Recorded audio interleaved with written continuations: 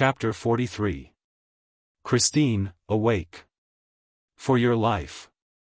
Dennis was too much stunned and bewildered to do more than instinctively work his way to the windward as the only point of safety. But the fire was now becoming so broad in its sweep that to do this was difficult. The awful event he had witnessed seemed partially to paralyze him, for he knew that the oath, hot as the scorching flames, was scarcely uttered before Mr. Ludolph's lips were closed forever.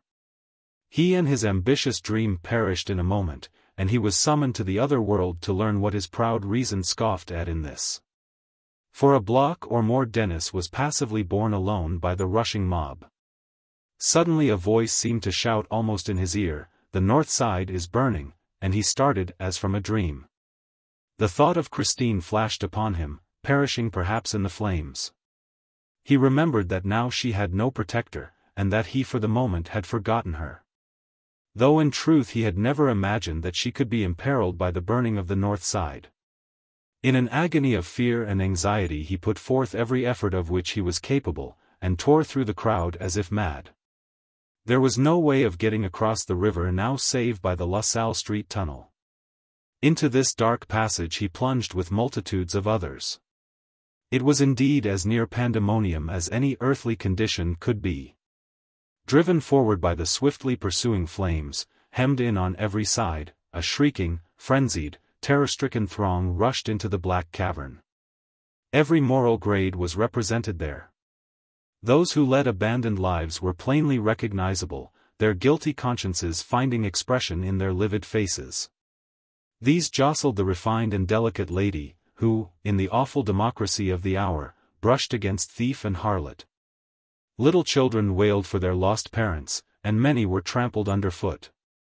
Parents cried for their children, women shrieked for their husbands, some praying, many cursing with oaths as hot as the flames that crackled near. Multitudes were in no other costumes than those in which they had sprung from their beds. Altogether it was a strange, incongruous, writhing mass of humanity, such as the world had never looked upon, pouring into what might seem, in its horrors, the mouth of hell. As Dennis entered the utter darkness, a confused roar smote his ear that might have appalled the stoutest heart, but he was now oblivious to everything save Christine's danger. With set teeth he put his shoulder against the living mass and pushed with the strongest till he emerged into the glare of the north side. Here, escaping somewhat from the throng, he made his way rapidly to the Ludolph mansion, which to his joy he found was still considerably to the windward of the fire. But he saw that from the southwest another line of flame was bearing down upon it. The front door was locked, and the house utterly dark. He rang the bell furiously, but there was no response. He walked around under the window and shouted, but the place remained as dark and silent as a tomb. He pounded on the door, but its massive thickness scarcely admitted of a reverberation. "They must have escaped," he said, "but, merciful heaven! There must be no uncertainty in this case. What shall I do?" The windows of the lower story were all strongly guarded and hopeless, but one opening on the balcony of Christine's studio seemed practicable if it could be reached. A half-grown elm swayed its graceful branches over the balcony, and Dennis knew the tough and fibrous nature of this tree. In the New England woods of his early home he had learned to climb for nuts like a squirrel. And so with no great difficulty he mounted the trunk and dropped from an overhanging branch to the point he sought. The window was down at the top, but the lower sash was fastened. He could see the catch by the light of the fire. He broke the pane of glass nearest it, hoping that the crash might awaken Christine, if she were still there. But after the clatter died away there was no sound. He then noisily raised the sash and stepped in. What a rush of memories came over him as he looked around the familiar place. There was the spot on which he had stood and asked for the love that he had valued more than life. There stood the easel on which, through Christine's gifted touch, his painted face had pleaded with scarcely less eloquence, till he blotted it out with his own hand. In memory of it all his heart again failed him, and he sighed, "She will never love me." But there was no time for sentiment. He called loudly, "Miss Ludolph, awake! Awake! For your life!" There was no answer. She must be gone, he said. The front room, facing toward the west, he knew to be her sleeping apartment. Going through the passage, he knocked loudly, and called again. But in the silence that followed he heard his own watch tick, and his heart beat. He pushed the door open with the feeling of one profaning a shrine, and looked timidly in. Even in that thrilling hour of peril and anxiety, his eye was enraptured by the beauty of the room. Not only was it furnished with the utmost luxuriance, but everything spoke of a quaint and cultured taste, from the curious marble clock and bronze on the mantel. Even to the pattern of the Turkey carpet on which the glare of the fire, as it glinted through the shutters, played faintly. One of the most marked features, however, was an exquisite life-size statue of Diana at the foot of the bed, grasping her bow with one hand, and in the act of seizing an arrow with the other. As if aroused to self-defense. When Dennis first saw it, he was so startled by its lifelike attitude that he stepped back into the passage. But, with all the beauty of the room, it was utterly pagan.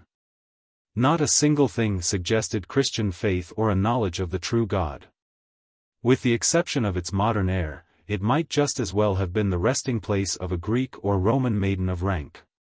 Reassured, he timidly advanced again, and then, for the first time, between the two marble statuettes holding back the curtains of the bed, saw Christine. But looking more white and deathlike than the marble itself. She lay with her face toward him. Her hair of gold, unconfined, streamed over the pillow. One fair round arm, from which her nightrobe had slipped back, was clasped around her head, and a flickering ray of light, finding access at the window, played upon her face and neck with the strangest and most weird effect. So deep was her slumber that she seemed dead, and Dennis, in his overwrought state, thought that she was. For a moment his heart stood still, and his tongue was paralyzed.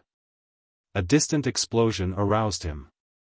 Approaching softly he said, in an awed whisper, he seemed powerless to speak louder, "Miss Ludolph, Christine." But the light of the coming fire played and flickered over the still, white face, that never before had seemed so strangely beautiful. "Miss Ludolph, oh, Christine, awake," cried Dennis, louder. To his wonder and unbounded perplexity, he saw the hitherto motionless lips wreathe themselves into a lovely smile, but otherwise there was no response. And the ghostly light played and flickered on, dancing on temple, brow, and snowy throat, and clasping the white arm in wavy circlets of gold. It was all so weird and strange that he was growing superstitious, and losing faith in his own senses. He could not know that she was under the influence of an opiate, and that his voice of all others could, like a faint echo, find access to her mind so deeply sunk in lethargy. But a louder and nearer explosion, like a warning voice, made him wholly desperate, and he roughly seized her hand, determining to dispel the illusion and learn the truth at once. Christine's blue eyes opened wide with a bewildered stare, a look of the wildest terror came into them, and she started up and shrieked, "Father! Father!" Then turning toward the as yet unknown invader, she cried, piteously, "Oh, spare my life! Take everything, I will give you anything you ask, only spare my life." She evidently thought herself addressing a ruthless robber. Dennis retreated toward the door the moment she awakened, and this somewhat reassured her.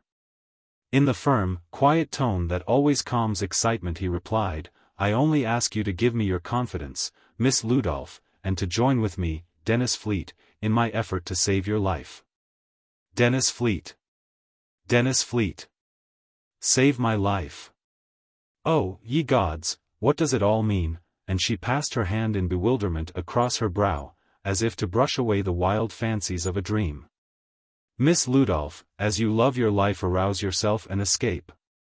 The city is burning." "I don't believe it," she cried, in an agony of terror and anger. "Leave the room. How dare you? You are not Dennis Fleet, he is a white man, and you are black. You are an impostor. Leave quick, or my father will come and take your life." "Father! Father!" Dennis without a word stepped to the window, tore aside the curtain, threw open the shutters, and the fire filled the room with the glare of noonday. At that moment an explosion occurred which shook the very earth.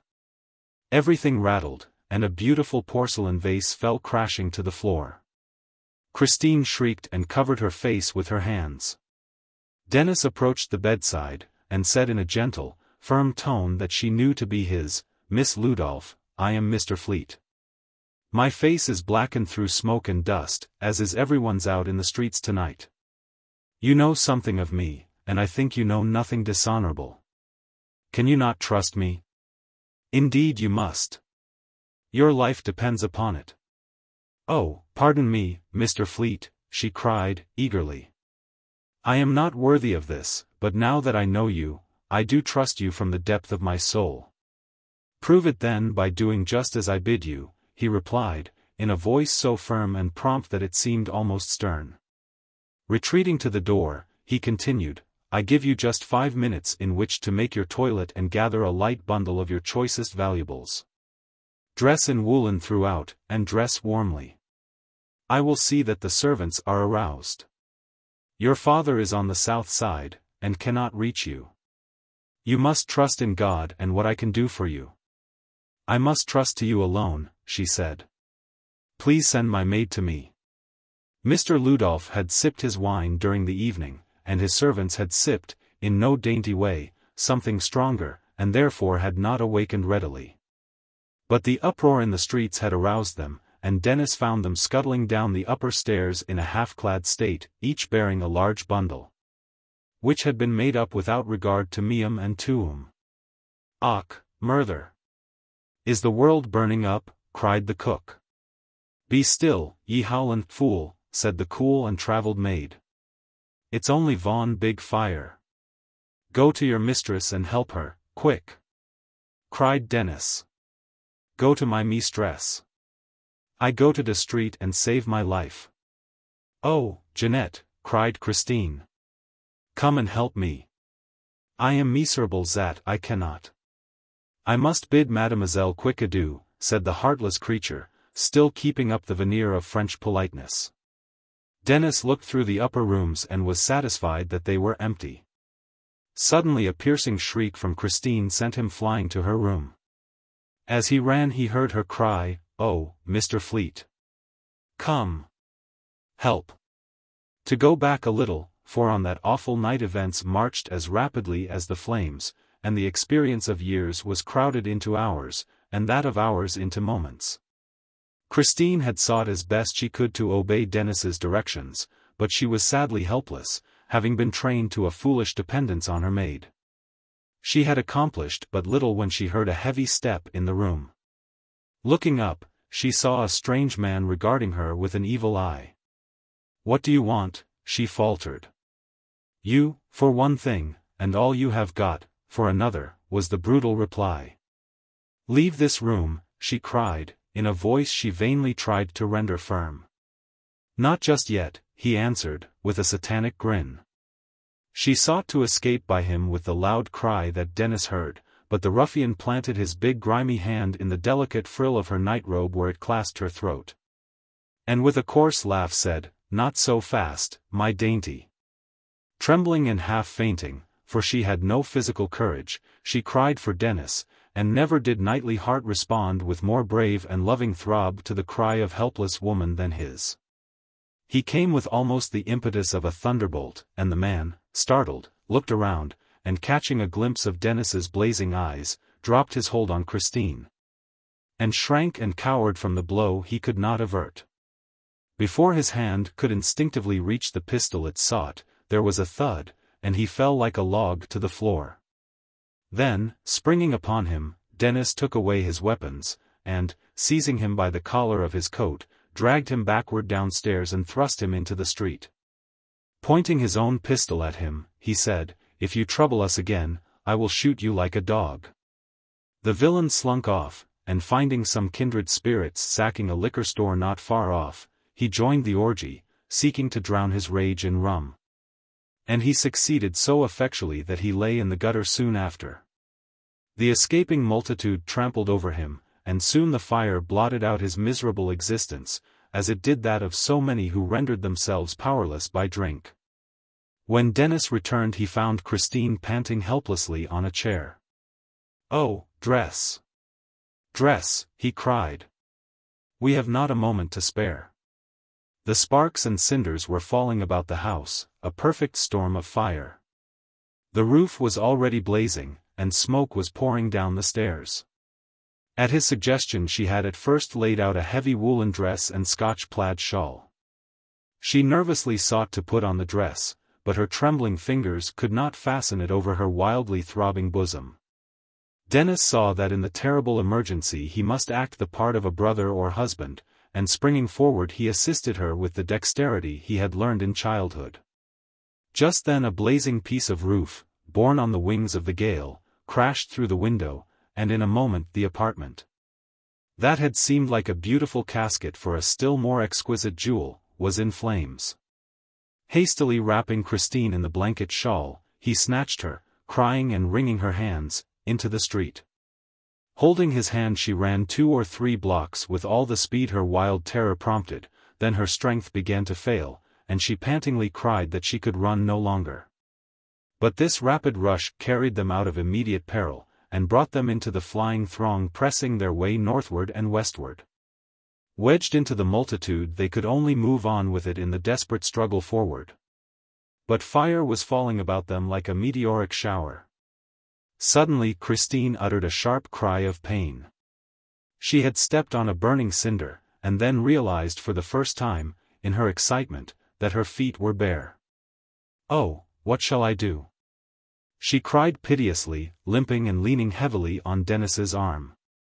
"Indeed, Miss Ludolph, from my heart I pity you. Can you save me? Oh, do you think you can save me?" she moaned, in an agony of fear. "Yes, I feel sure I can. At any rate I shall not leave you." And taking her a little out of the jostling crowd he kneeled and bound up the burned foot with his handkerchief. A little further on they came to a shoe store with doors open and owners gone. Almost carrying Christine into it, for her other foot was cut and bleeding, he snatched down a pair of boy's stout gaiters. And wiping with another handkerchief the blood and dust from her tender little feet, he made the handkerchiefs answer for stockings, and drew the shoes on over them. In the brief moment so occupied, Christine said, with tears in her eyes, "Mr. Fleet, how kind you are! How little I deserve all this!" He looked up with a happy smile, and she little knew that her few words amply repaid him. There was a crash in the direction of the fire. With a cry of fear, Christine put out her hands and clung to him. "Oh, we shall perish! Are you not afraid? I tremble for you, Miss Ludolph." "Not for yourself?" "No. Why should I? I am safe. Heaven and Mother are just beyond this tempest. I would give worlds for your belief. Come, quick!" cried he, and they joined the fugitives, and for a half-hour pressed forward as fast as was possible through the choked streets, Dennis merely saying an encouraging word now and then. Suddenly she felt herself carried to one side, and falling to the ground with him. In a moment he lifted her up, and she saw with sickening terror an infuriated dray horse plunging through the crowd, striking down men, women, and children. "Are you hurt?"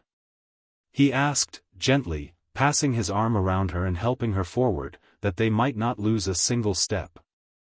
"Awful! Awful," she said, in a low, shuddering tone. The dreadful scenes and the danger were beginning to overpower her. A little further on they reached an avenue to the northwest through which Dennis hoped to escape. But they could make but little headway through the dense masses of drays, carriages, and human beings, and at last everything came to a deadlock. Their only hope was to stand in their place till the living mass moved on again. Strange, grotesque, and sad beyond measure were the scenes by which they were surrounded. By the side of the aristocratic Christine, now Baroness Ludolph, stood a stout Irish woman, hugging a grunting, squealing pig to her breast. A little in advance a hook-nosed spinster carried in a cage a hook-nosed parrot that kept discordantly crying, "Polly want a cracker." At Dennis's left a delicate lady of the highest social standing clasped to her bare bosom a babe that slept as peacefully as in the luxurious nursery at home. At her side was a little girl carrying as tenderly a large wax doll. A diamond necklace sparkled like a circlet of fire around the lady's neck. Her husband had gone to the south side, and she had had but time to snatch this and her children. A crowd of obscene and profane rowdies stood just behind them, and with brutal jest and coarse laughter they passed around a whiskey bottle. One of these roughs caught a glimpse of the diamond necklace, and was putting forth his blackened hand to grasp it, when Dennis pointed the captured pistol at him and said, "This is law now." The fellow slunk back.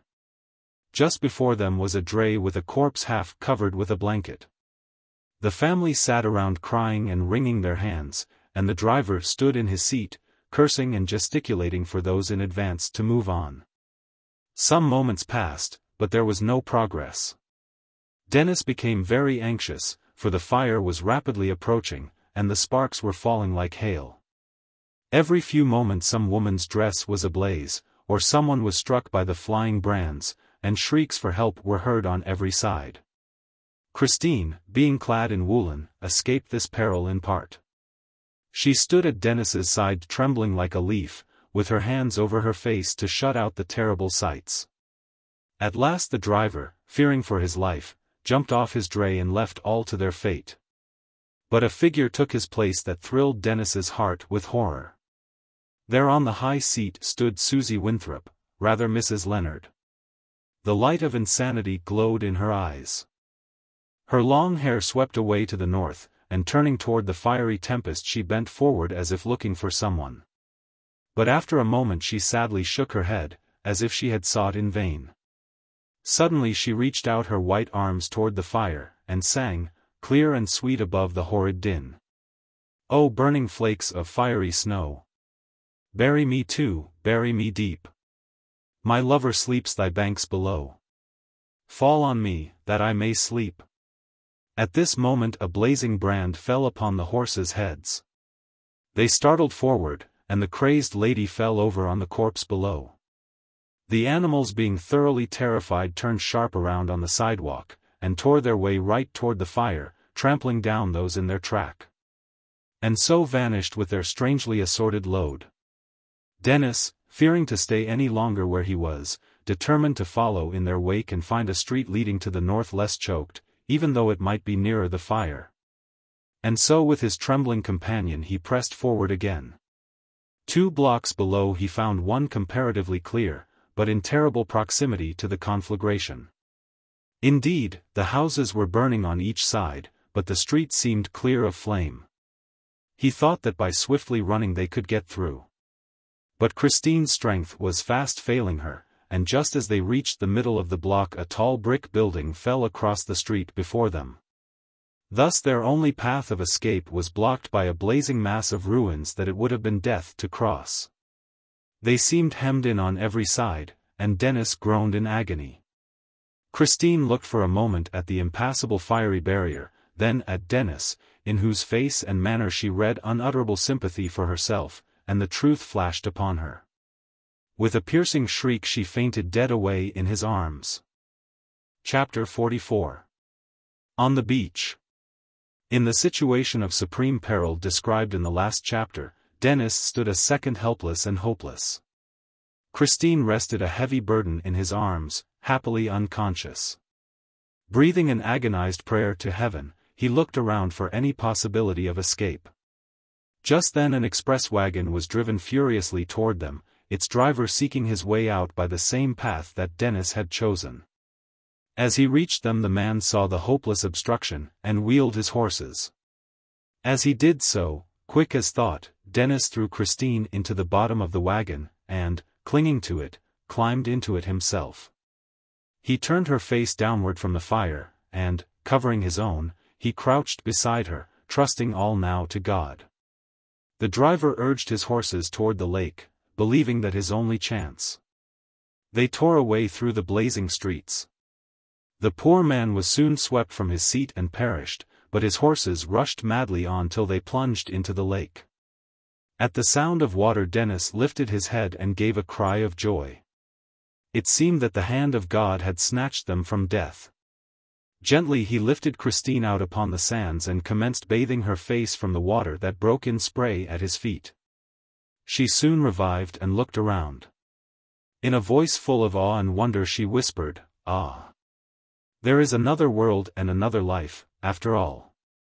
"Indeed there is, Miss Ludolph," said Dennis, supporting her on his arm and bending over her, "but, thanks to a merciful providence, you are still in this one." "How is it?" she said, with a bewildered air. "I do not understand.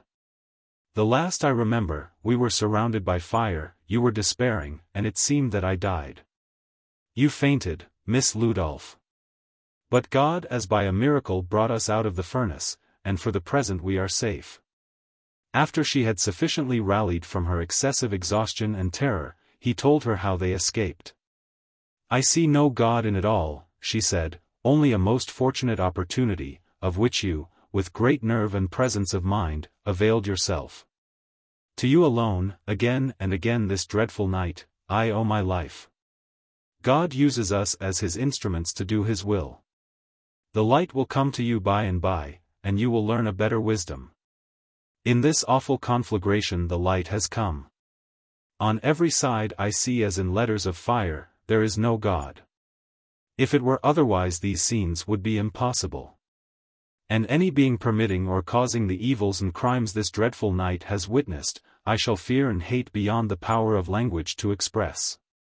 She uttered these words sitting on the sands with multitudes of others, her face, from which Dennis had washed the dust and smoke, looking in the glare so wan and white that he feared, with a sickening dread, that through exposure, terror, or some of the many dangers by which they were surrounded, she might pass into the future world with all her unbelief and spiritual darkness. He yearned over her with a solicitude and pity that he could not express. She seemed so near, indeed he could feel her form tremble, as she kneeled beside her, and supported her by his arm, and yet, in view of her faithless state, how widely were they separated. Should any one of the many perils about them quench the little candle of her life, which even now flickered faintly, where in the wide universe could he hope to meet her again?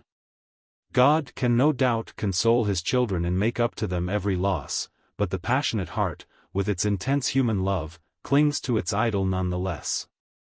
Dennis saw that the fire would probably hem them in on the beach for the remainder of the night and the following day. He determined therefore in every way possible to beguile the weary, perilous hours, and, if she would permit it, to lead her thoughts heavenward.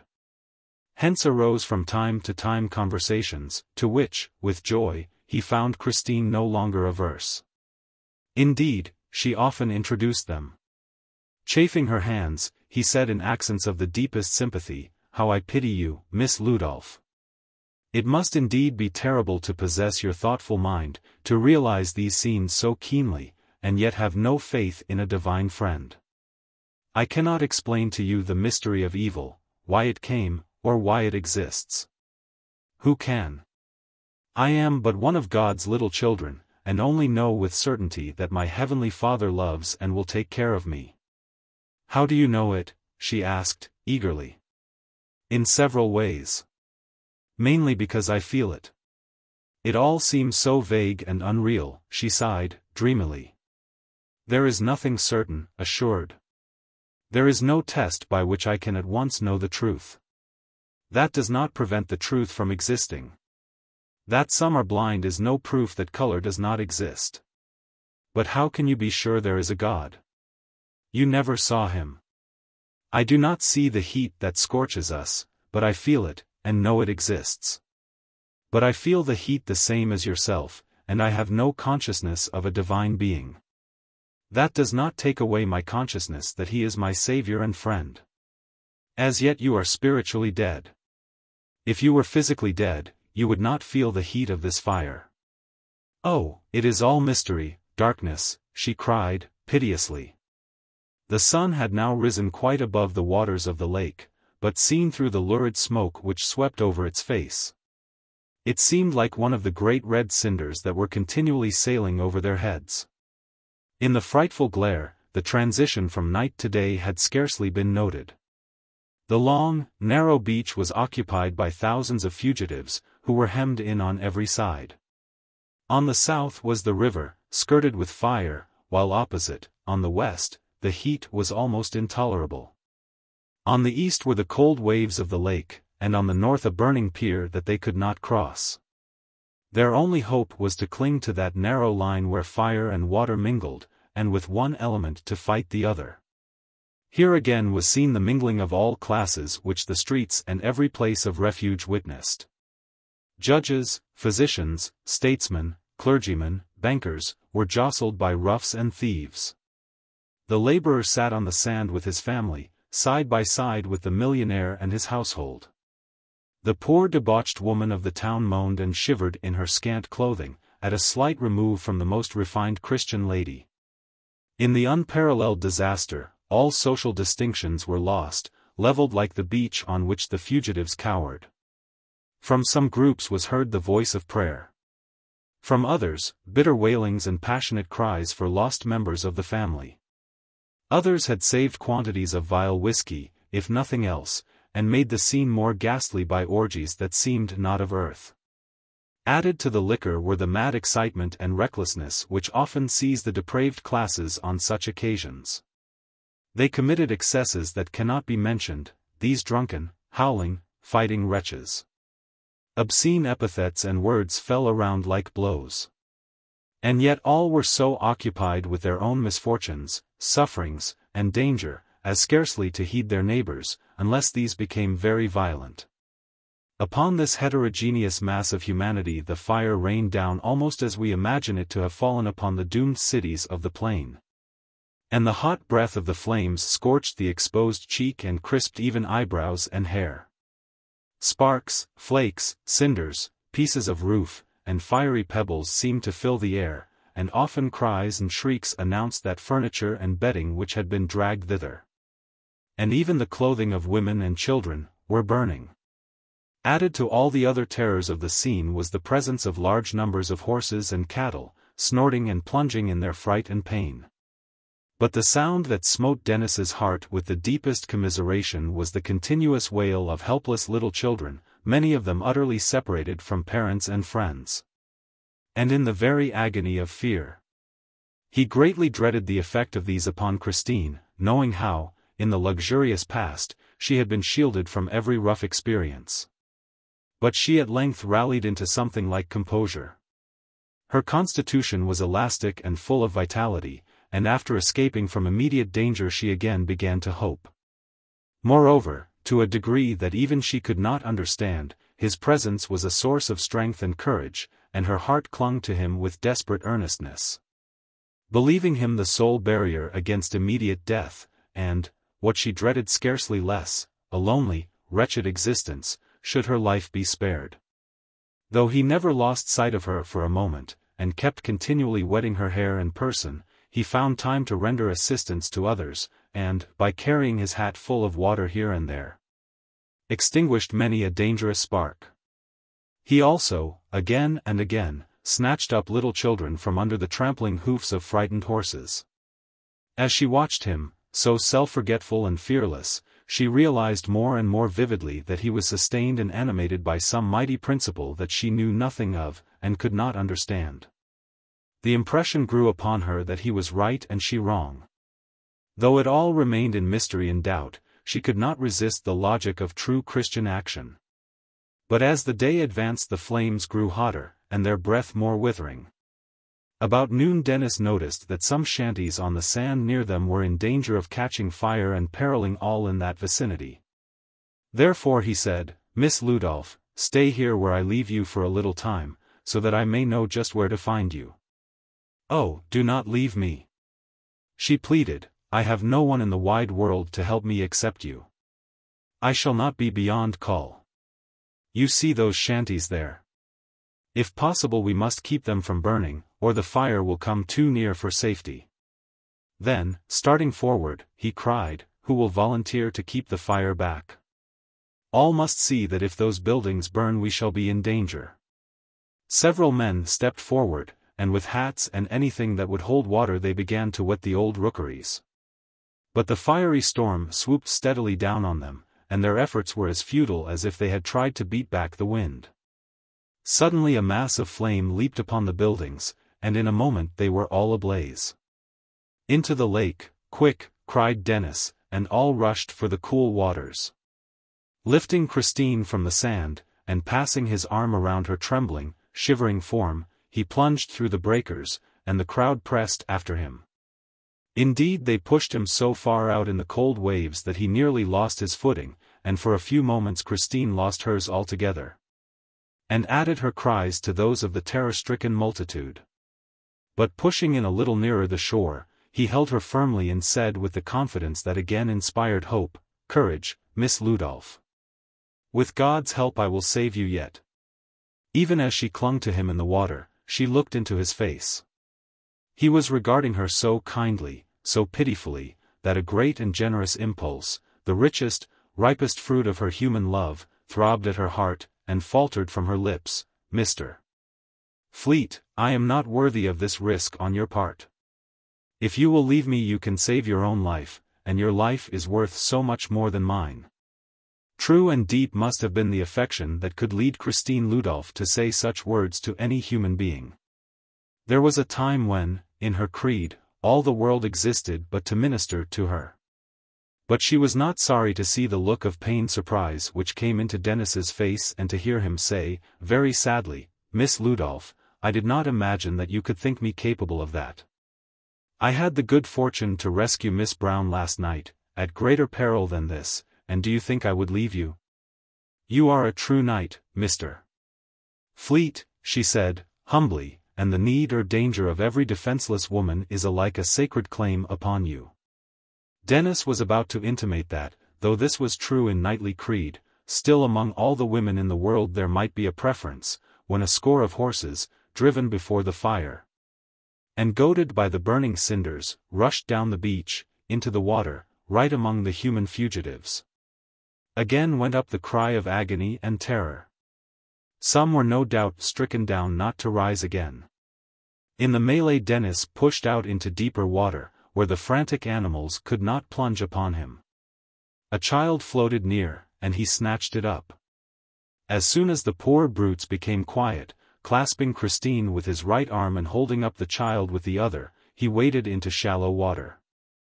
The peril was now perhaps at its height, and all were obliged to wet their heads, to keep even their hair from singeing.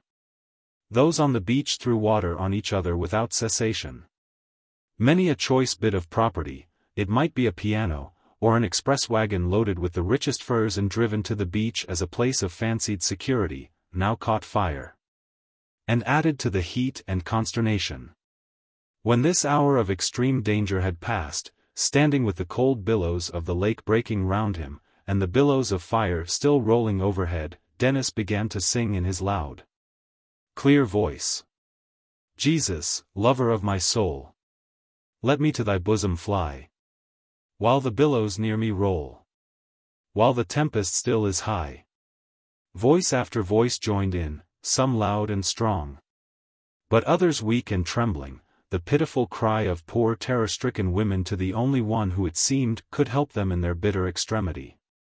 Never before were those beautiful words sung in such accents of clinging, touching faith. Its sweet cadence was heard above the roar of the flames and the breakers. Christine could only cling weeping to Dennis. When the hymn ceased, in harshest discord the voice of a half-drunken man grated on their ears. "And what in bloody blazes does your Jesus burn us all up for, I'd like to know? Sure and he's no right to send us to hell before our time." "Oh, hush! Hush!" cried a dozen voices, shocked and pained. "Divil a bit will I hush, sure, and haven't I as good a right to have me say as that singin' parson?" "You are an Irishman, are you not?" said Dennis, now venturing out of the water.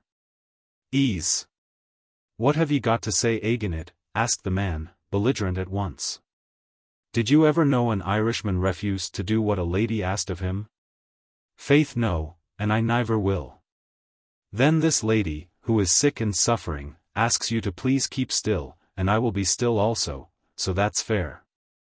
The Irishman scratched his head a moment, and said in a quieter tone, since ye spake so civil and dacent, I'll do as ye says, and here's to the leddy's health."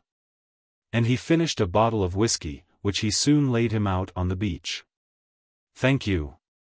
Thank you," said grateful voices on every side. Dennis found the mother of the child and gave it to her. And then causing Christine to sit down near the water, where he could easily throw it on her, he stood at her side, vigilant and almost tender in his solicitude. Her tears were falling very fast, and he presently stooped down and said, gently, "Miss Ludolph, I think the worst of the danger is over." "Oh, Mr. Fleet," she whispered, "dreadful as it may seem to you, the words of that drunken brute there are nearer the language of my heart than those of your sweet hymn. How can a good God permit such creatures and evils to exist?" "Again I must say to you," said Dennis, "that I cannot explain the mystery of evil. But I know this, God is superior to it. He will at last triumph over it. The Bible reveals him to us as able and as seeking to deliver all who will trust him and work with him, and those who venture out upon his promises find them true. Miss Ludolph, this is not merely a matter of theory, argument, and belief. It is more truly a matter of experience. The Bible invites, "Oh, taste and see that the Lord is good." I have tasted and know he is.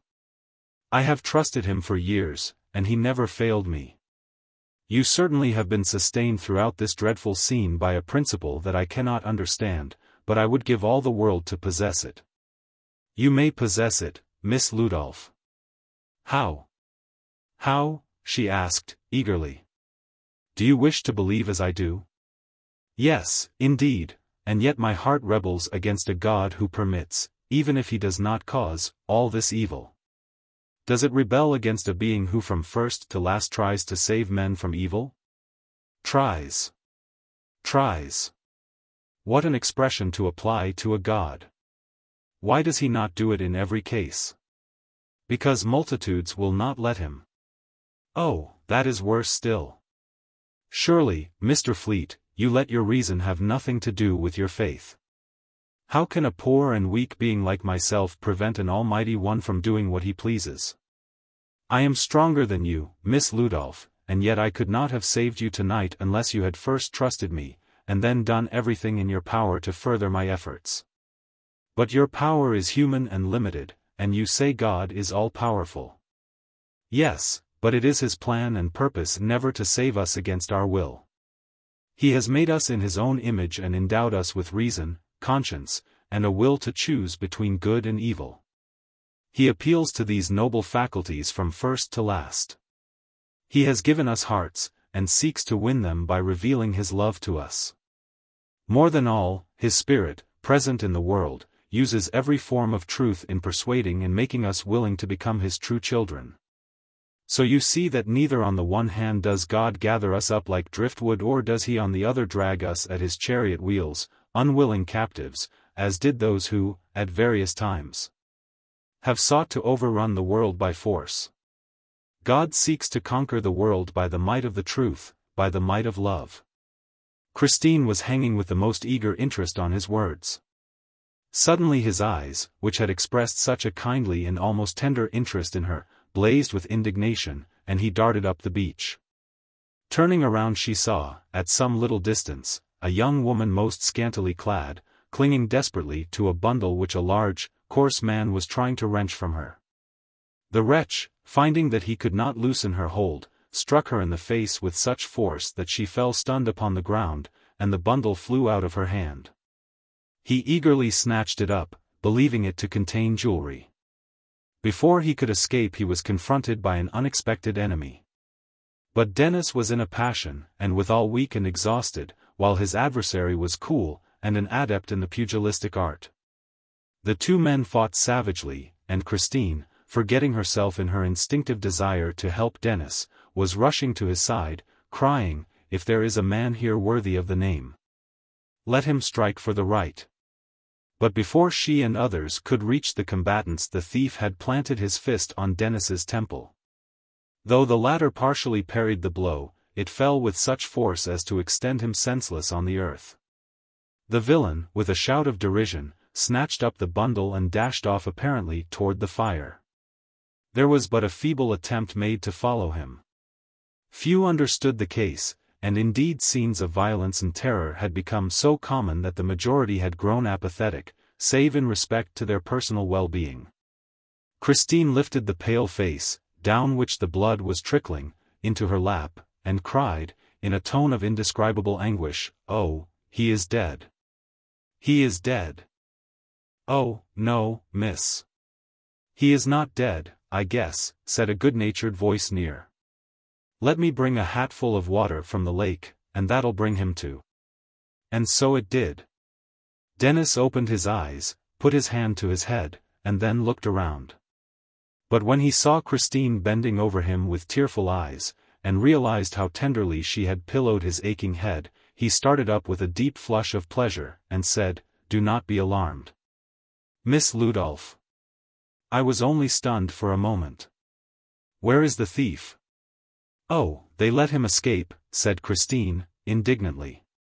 "Shame," cried Dennis, regaining his feet rather unsteadily. "Well, stranger, a good many wrongs tonight must go unrighted." The poor girl who had been robbed sat on the sand swaying backing and forth, wringing her hands, and crying that she had lost everything. "Well, my poor friend, that is about the case with the most of us. We may be thankful that we have our lives. Here is my coat," for her shoulders and neck were bare. "And if you will come down to the lake, this lady," pointing to Christine, "will bathe the place where the brute struck you. Shall I not give up my shawl to some of these poor creatures?" asked Christine. "No, Miss Ludolph, I do not know how long we may be kept here, but I fear we shall suffer as much from cold as from heat, and your life might depend upon keeping warm." "I will do whatever you bid me," she said, looking gratefully at him. "That is the way to feel and act toward God," he said, gently. But with sudden impetuosity she answered, "I cannot see what he has just permitted to happen before my eyes. Right has not triumphed, but the foulest wrong. You do not see the end, Miss Ludolph. But I must judge from what I see." After she had bathed the poor girl's face, comforted and reassured her, Dennis took up the conversation again and found Christine eager to listen. Pausing every few moments to throw water over his companion, he said, "Faith is beyond reason, beyond knowledge, though not contrary to them. You are judging as we do not judge about the commonest affairs, from a few isolated, mysterious facts, instead of carefully looking the subject all over. You pass by what is plain and well understood to what is obscure, and from that point seek to understand Christianity. Every science has its obscure points and mysteries, but who begins with those to learn the science? Can you ignore the fact that millions of highly intelligent people, with every motive to know the truth, have satisfied themselves as to the reality of our faith? Our Bible system of truth may contain much that is obscure, even as the starry vault has distances that no eye or telescope can penetrate. And as this little earth has mysteries that science cannot solve, but there is enough known and understood to satisfy us perfectly. Let me assure you, Miss Ludolph, that Christianity rests on broad truths, and is sustained by arguments that no candid mind can resist after patiently considering them." She shook her head, silenced perhaps, but not satisfied. Chapter 45. Prayer is mighty, Christine a Christian. The day was now declining. And the fire in that part of the city opposite them had so spent itself that they were beginning to have a little respite from immediate danger. The fiery storm of sparks and cinders was falling mostly to the northward. Dennis now ventured to sit down almost for the first time, for he was wearied beyond endurance. The tremendous danger and excitements, and the consciousness of peril to the one most dear to him, had kept him alert long after he ought to have had rest. But overtaxed nature now asserted its rights, and the moment the sharp spur of danger was removed he was overpowered by sleep. Christine spoke to him as he sat near, but even to her, a thing he could not have imagined possible, he returned an incoherent reply. "My poor friend, you do indeed need rest," said she, in kindest accents. He heard her voice like a sweet and distant harmony in a dream, swayed a moment, and would have fallen over in utter unconsciousness on the sands, had she not glided to his side and caught his head upon her lap. In the heavy stupor that follows the utmost exhaustion, Dennis slept hour after hour. The rest of the day was a perfect blank to him. But Christine, partially covering and shading his face with the edge of her shawl, bent over him as patient in watching as he had been brave in her deliverance. It was beautiful to see the features once so cold and haughty, now sweet with more than womanly tenderness. There upon that desolate beach, cold, hungry, homeless, shelterless, she was happier than she had been for months. But she trembled as she thought of the future. Everything was so uncertain. She seemed involved in a labyrinth of dangers and difficulties from which she could see no escape. She knew that both store and home had gone, and probably most, if not all, of her father's fortune. She felt that these losses might greatly modify his plans, and really hoped that they would lead him to remain in this country. She felt almost sure that he would not go back to Germany a poor man, and to remain in America was to give her a chance of happiness, and happiness now meant life with him over whom she bent. For a long time she had felt that she could give up all the world for him, but now existence would scarcely be endurable without him. In proportion to the slowness with which her love had been kindled was its intensity, the steady, concentrated passion of a strong, resolute nature, for the first time fully aroused. All indecision passed from her mind, and she was ready to respond whenever he should speak, but woman's silence sealed her lips, and more than maiden delicacy masked her heart. While she bent over him with an expression that, had he opened his eyes, might have caused him to imagine for a moment that his sleep had been death, and he had wakened in heaven. Yet he must needs awake to find that the look and manner of earth had returned. Her sensitive pride made her guarded even in expressing her gratitude, and she purposed to slip his head off upon her shawl whenever he showed signs of awakening, so that he might believe that the earth only had been his resting place. But now in his unconsciousness, and unnoted by all around, indeed more completely isolated by the universal misery and apathy about her than she could have been in her own home. With a delicious sense of security, she bent her eyes upon him, and toyed daintily with the curling locks on his brow. Whatever the future might be, nothing should rob her of the strange, unexpected happiness of this opportunity to be near him, purchased at such cost. As she sat there and saw the fire rush and roar away to the northward, and the sun decline over the ruins of her earthly fortune, she thought more deeply and earnestly of life than ever before. The long, heavy sleep induced by the opiate had now taken away all sense of drowsiness, and never had her mind been clearer. In the light of the terrible conflagration many things stood out with a distinctness that impressed her as nothing had ever done before. Wealth and rank had shriveled to their true proportions, and she said, half aloud, "That which can vanish in a night in flame and smoke cannot belong to us, is not a part of us. All that has come out of the crucible of this fire is my character, myself. It is the same with Mr. Fleet, but comparing his character with mine, how much richer he is. What if there is a future life, and we enter into it with no other possession than our character? And that which is called soul or spirit is driven forth from earth and the body as we have just been from our wealth and homes? I can no longer coolly and contemptuously ignore as superstition what he believes. He is not superstitious, but calm, fearless, and seemingly assured of something that as yet I cannot understand. One would think that there must be reality in his belief, for it sustains him and others in the greatest of trials. The hymn he sang was like a magnet introduced among steel filings mingled with this sand. The mere earth cannot move, but the steel is instinct with life. So, while many of us could not respond, others seemed inspired at the name of Jesus with new hope and courage, and cried to the Nazarene as if he could hear them. Why don't people cry for help to other good men who lived in the dim past, and whose lives and deeds are half myth and half truth? Why to this one man only? For educated Catholics no longer pray to the saints. Then her thoughts reverted to Mr. Ludolf. Poor father, said she, how will he endure these changes? We have not felt and acted toward each other as we ought. He is now probably anxious beyond measure, fearing that I perished in my sleep, and so I should have done, had it not been for this more than friend that I have so wronged. Oh, that I could make amends! I wonder if he has any spark of love left for me? He seems kind, even tender, but he is so to everyone. He saved Miss Brown. But here a most violent interruption took place. Christine, in the complete absorption of her thoughts, had not noticed that a group of rough men and women nearby, who had been drinking all day, had now become intoxicated and violent. They were pushing and staggering, howling and fighting, in reckless disregard of the comfort of others, and before she knew it she was in the midst of a drunken brawl. One rough fellow struck against her, and another trod on Dennis, who started up with a cry of pain.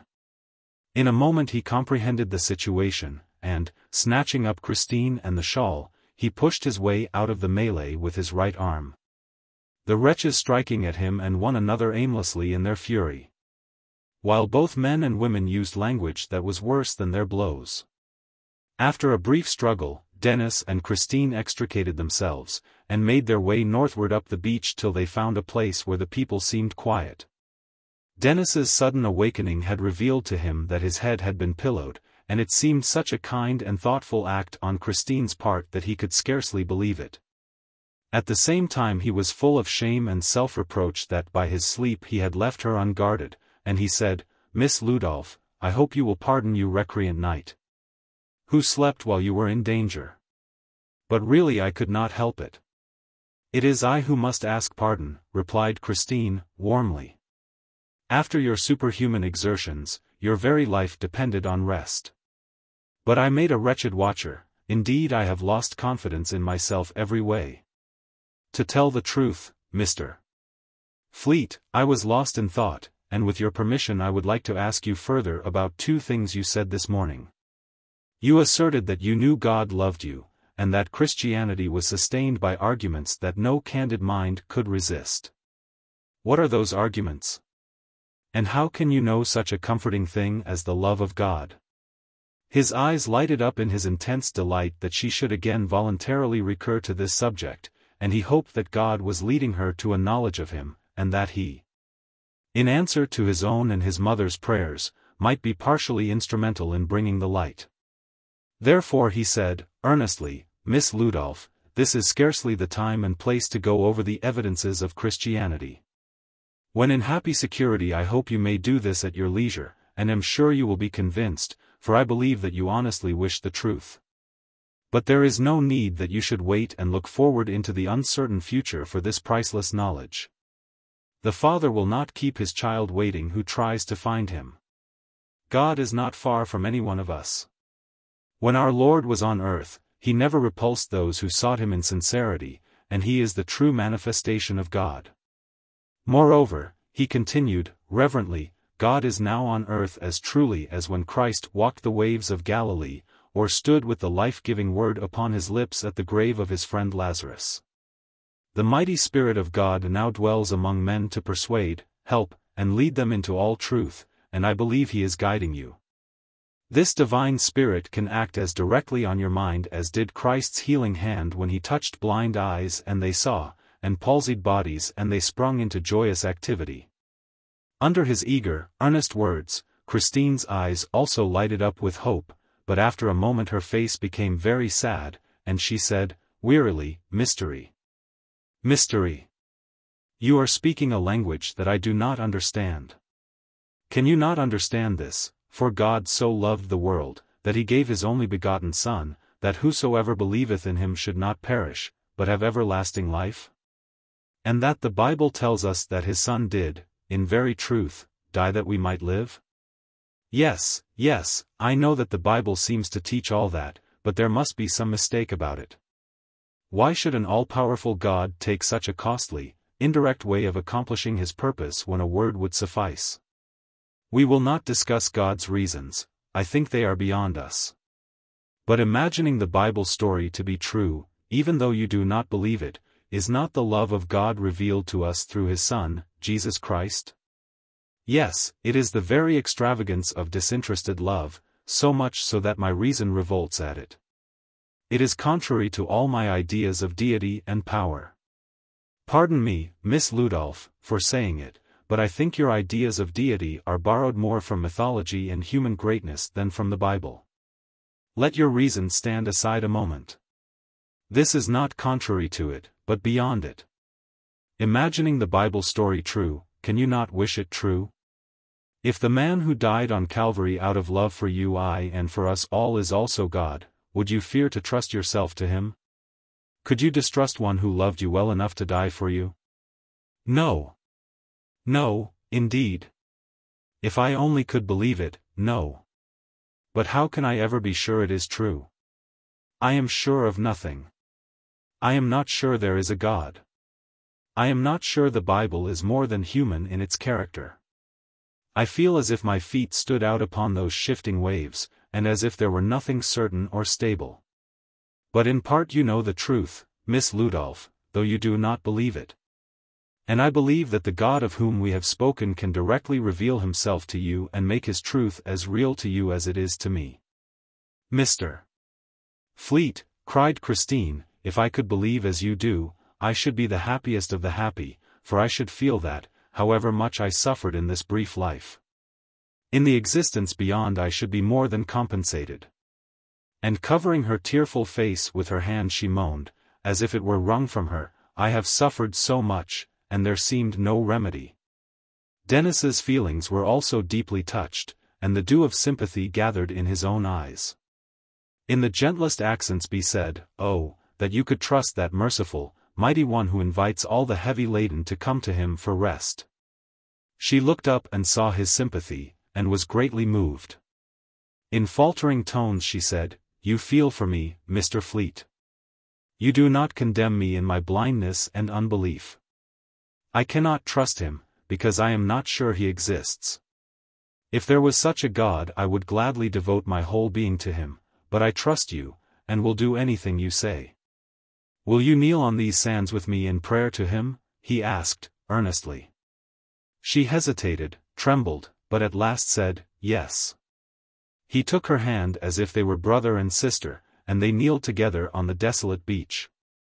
The glow of sunset was lost in the redder glow of the fire that smoldered all over the ruins, and still raged in the northwest, and the smoke and gathering gloom involved them in obscurity. Though the weary, apathetic fugitives regarded them not, we believe that angelic forms gathered round, and that the heart of the Divine Father yearned toward his children.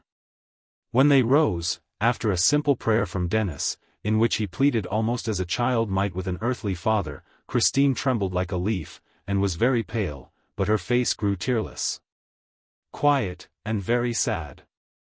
Dennis still held her hand in the warm, strong grasp of sympathy. Gently she withdrew it, and said, in a low, despairing tone, "It is all in vain. There is no answer. Your voice has been lost in the winds and waves." "Wait the king's time," said he, reverently. "You addressed him as father. Would a good father keep his child waiting?" "Yes, sometimes he does. He is also king." After a moment she turned to him the saddest face he ever looked upon, and said, gently, again giving him her hand, "Mr. Fleet, you have done your best for me, and I thank you all the same." He was obliged to turn away to hide his feelings. Silently they again sat down on the beach together. Weariness and something like despair began to tell on Christine, and Dennis trembled when he thought of the long night of exposure before her. He bent his face into his hands and prayed as he had never prayed before. She looked at him wistfully, and knew he was pleading for her, but she now believed it was all in vain. The feeling grew upon her that belief or unbelief was a matter of education and temperament, and that the feelings of which Dennis spoke were but the deceptive emotions of our agitated hearts. To that degree that the divine love seemed visionary and hopeless, she longed for him to speak of his own, if in truth it still existed, that she could understand and believe in. If during what remained of life she could only drink the sweetness of that, she felt it was the best she could hope for, and then the blank of nothingness. But he prayed on, and with something of his mother's faith seemed at last, as it were, in the personal presence of Christ. With an importunity that would not be denied, he entreated for her who despaired at his side. At last, Putting her hand lightly on his arm, she said, "Mr. Fleet, waste no more time on me. From the groans I hear, some poor woman is sick or hurt. Perhaps you can do some real good by seeing to her needs." He rose quietly, feeling that in some way God would answer, and that he must patiently wait. Going up the beach a short distance he found a German woman lying just on the edge of the water. In answer to his questions, he learned from her broken English that she was sick and in pain. A sudden thought struck him. In seeking to help another, might not Christine find help herself, and in the performance of a good deed, might not the author of all good reveal himself? Returning to her, he said, "Miss Ludolph, the poor woman you have heard is sick and alone. She is German, and you can speak to her and comfort her as only a woman can." Christine went at once, though with little confidence in her powers. Indeed it was, perhaps, the first visit of charity and mercy she had ever made. But she would have done anything he asked, and determined to do her best. She helped the poor creature further up from the water, and then, taking her hands, spoke to her soothingly and gently in her native tongue. "Heaven and all the angels bless your sweet face for taking pity on a poor lone body, and so they will too," is the free rendering of her grateful German.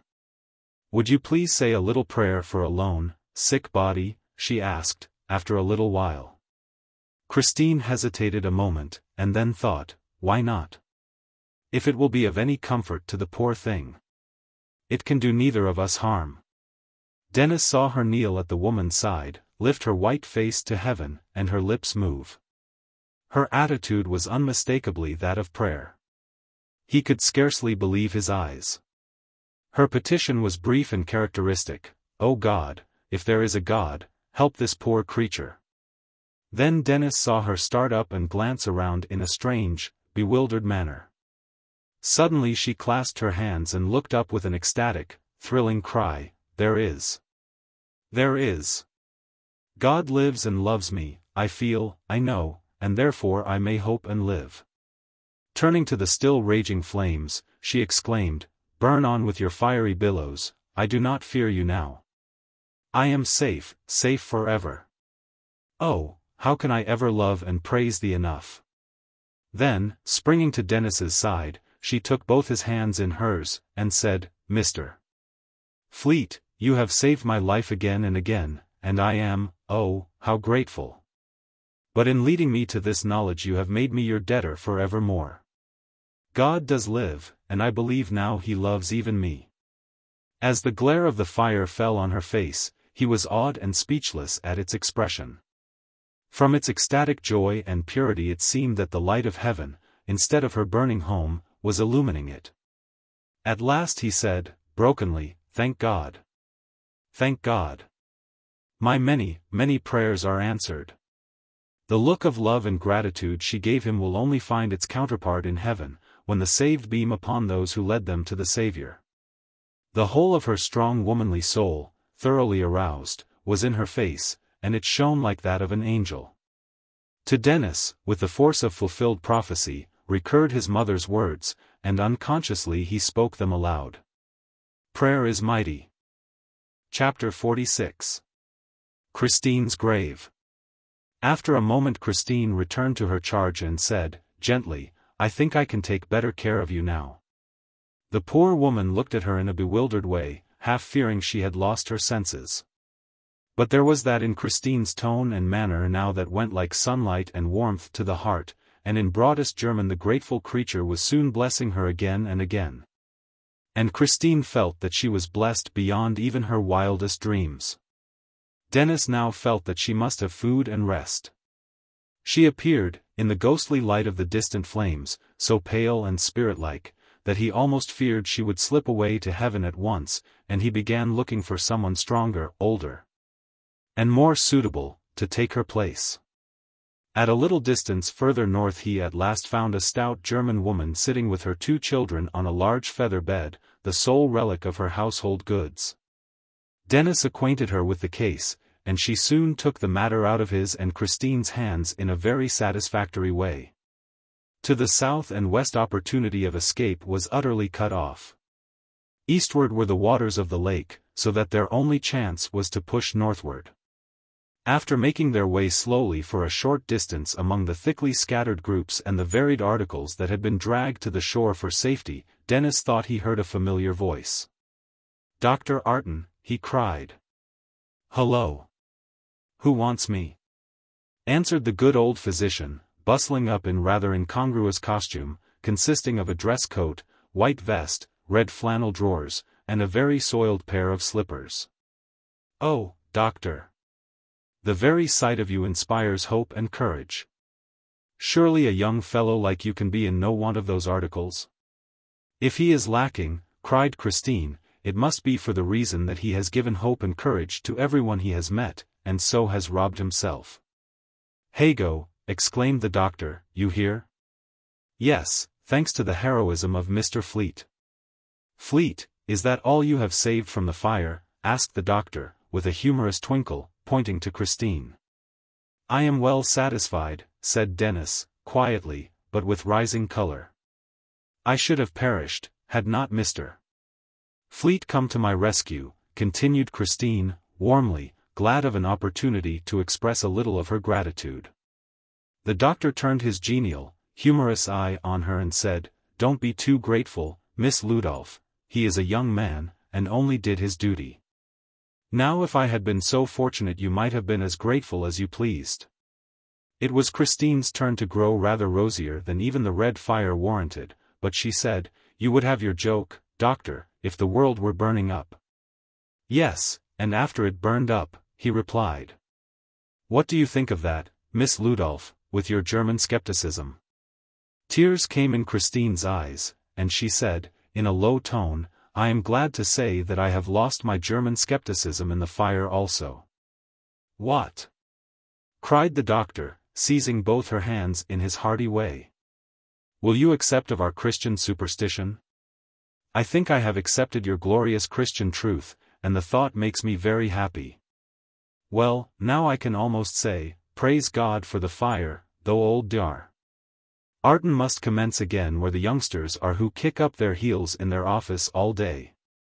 With professional instinct he slipped his finger on Christine's pulse, then rummaged in his pocket and soon drew out some powders, and in his brusque way made her take one. "Oh, how bitter!" she exclaimed.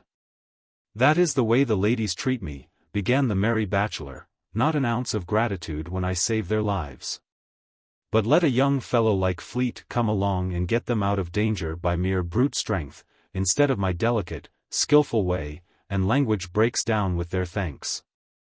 Very well, I shall have compensation, I shall present my bill before long. And now, young man, since you have set out to rescue my little friend here, you had better carry the matter through, for several reasons which I need not urge. Your best chance is to make your way northward, and then continue around the west, where you can find food and shelter." And with a hearty grasp of the hand, the brave, genial old man wished them Godspeed. Dennis told him of the poor German woman, and then pushed on in the direction indicated. But Christine was growing weak and exhausted. At last they reached the Catholic cemetery. It was crowded with fugitives and the fire to the northwest still cut off all escape, even if Christine's strength had permitted further exertion. It was now approaching midnight, and she said, wearily, "Mr. Fleet, I am very sorry, but I fear I cannot take another step. The powder Dr. Arton gave me strengthened me for a time, but its effect is passing away, and I feel almost paralyzed with fatigue. I am not afraid to stay here, or indeed anywhere now. It seems a very hard necessity that you should have to remain in such a place, Miss Ludolph, but I see no help for it. We are certainly as well off as thousands of others, and so I suppose ought not to complain. I feel as if I could never complain again, Mr. Fleet. I only hope my father is as safe and as well as we are. I cannot tell you how my heart goes out toward him now that I see everything in a different light. I have not been a true daughter, and I do long to make amends. He surely has escaped, don't you think?" "Mr. Ludolph was possessed of unusual sagacity and prudence," said Dennis, evasively. "What any man could do, he could. And now, Miss Ludolph, I will try to find you a resting place. There are such crowds here that I think we had better go nearer that side, where early in the evening the fire drove people away. The cemetery had not been used of late years, and many of the bodies had been removed. This caused excavations here and there, and one of these from which the gathered leaves and grass had been burned, Dennis thought might answer for Christine's couch. As in the hollow of this vacant and nearly filled grave she would be quite sheltered from the wind, and the sand was still warm from the effects of the fire. To his surprise she made no objection. "I am so weary that I can rest anywhere," she said, "and a grave is not to me what it was once." He arranged her shawl so that it might be mattress, pillow, and covering, and wrapped her up. "And how will you endure the long, cold hours, my friend?" she asked, looking up most sympathetically. "Thanks to your kindness, I had such a good sleep this afternoon that I feel strong and rested," he replied, with a smile. "I fear you say so to put my mind at rest." But even as she spoke her eyes closed and she went to sleep like a tired and trusting child. As with Dennis a few hours before, the limit of nature's endurance had been reached, and the wealthy, high-born Miss Ludolph, who on Sabbath night had slept in the midst of artistic elegance and luxury, now, on Monday night, rested in a vacant grave under the open and storm-gathering sky. Soon, to be accurate, at 2 o'clock on the morning of Tuesday, rain began to fall. But, with all the discomfort it brought, never had rain been more welcome. Christine shivered in her sleep, and Dennis looked around vainly for some additional covering. The thronging fugitives were all in a similar plight, and their only course was simply to endure till some path of escape opened. The night was indeed a long one to him. At first excitement and happiness kept him awake and unconscious of time and discomfort. But he soon felt how weary and hungry he was, for he had eaten nothing since his slight supper on Sabbath evening. The heat of the fire perceptibly lessened as the rain began falling, and without his coat Dennis was soon chilled to the bone. On every side he heard moans of discomfort, and he knew that he had far more reason to endure patiently than many near him. He tried to keep himself warm by walking around, but at last he grew too weary for that, and sat, a patient, cowering watcher, at the head of Christine's weird couch, listening sadly at times to the pitiful crying of little children and the sighs and groans of older sufferers. At last the light of welcome day streaked the eastern horizon, and Christine opened her eyes in a bewildered way, but, on seeing him swaying backward and forward with half-closed eyes, sprang up and said, "And have you sat and watched there all the long night? I hope you feel rested and better, Miss Ludolph," he replied, startled from drowsiness by her voice. "It has been raining, too. I fear you are wet through. Oh, how much you must have suffered on my account. I imagine you are as wet as I am, Miss Ludolph. This has been a very democratic experience for you. We are all about alike in this strange camping ground. No, your kindness made me quite comfortable. Indeed, I never slept better. And you, without any coat or shelter, have watched patiently hour after hour. Well, you did as much for me yesterday afternoon, so we are quits. I think there is a great difference," she said. "And remember what a watcher I made. I let those drunken creatures run over you." "I don't see how you could have helped it," said he, laughing. "That you should have cared for me as you did was a favor that I never expected," he added, blushing. She blushed too, but made no reply.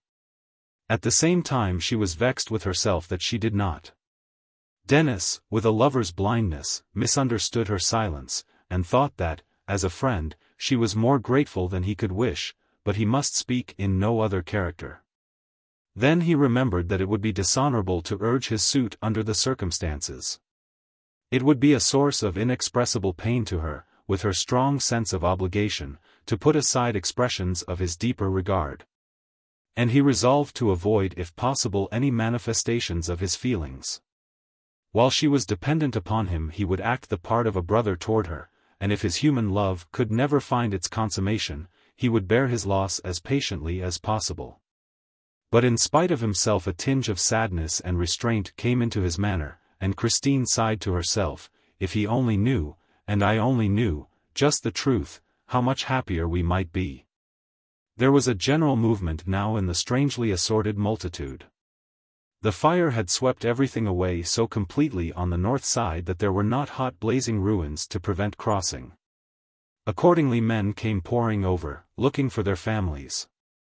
On every side were cries of joy on recognition of those whom fear and terrible forebodings had buried under the blackened remains of once happy homes.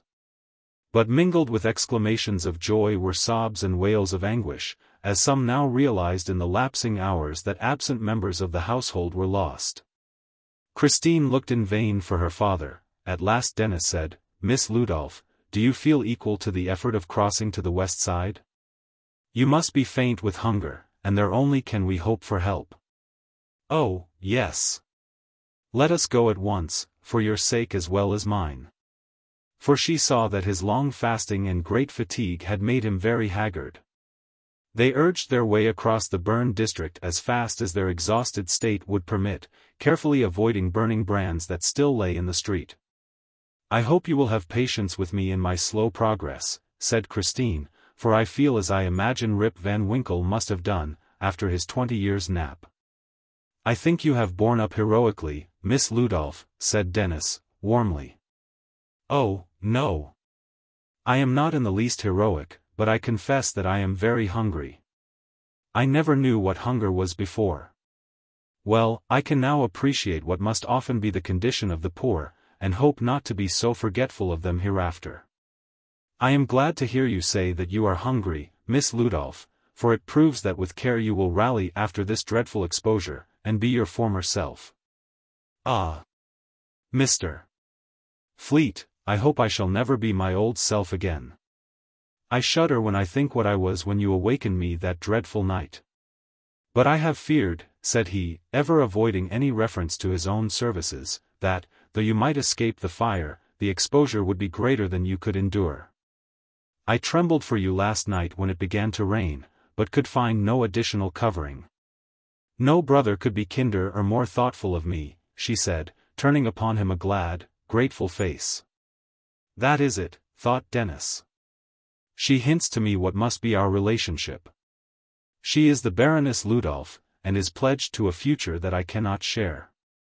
But as he saw her gratitude, he resolved all the more resolutely not to put it to the hard test of refusing his love. A little later he unconsciously sighed wearily, and she looked at him wistfully. "Oh, that I knew if he felt toward me as he once did," she said to herself. They now reached the unscathed streets of the west side, which were already thronged with fugitives as hungry and gaunt as themselves. Mingling with this great strange tide of weak, begrimed, hollow-eyed humanity, they at last reached Dr. Goodwin's beautiful church. Here already had begun the noble charity dispensed from that place during the days of want and suffering that followed. Chapter 47. Susie Winthrop. Waiting with multitudes of others, Christine and Dennis at last received an army biscuit, hardtack in the soldier's vernacular, and a tin cup of what resembled coffee. To him it was very touching to see how eagerly she received this coarse fare, proving that she was indeed almost famished. Too weak to stand, they sat down near the door on the sidewalk. A kind lady presently came and said, "If you have no place to go you will find it more comfortable in the church." They gladly availed themselves of her permission, as the thronged street was anything but pleasant. "Mr.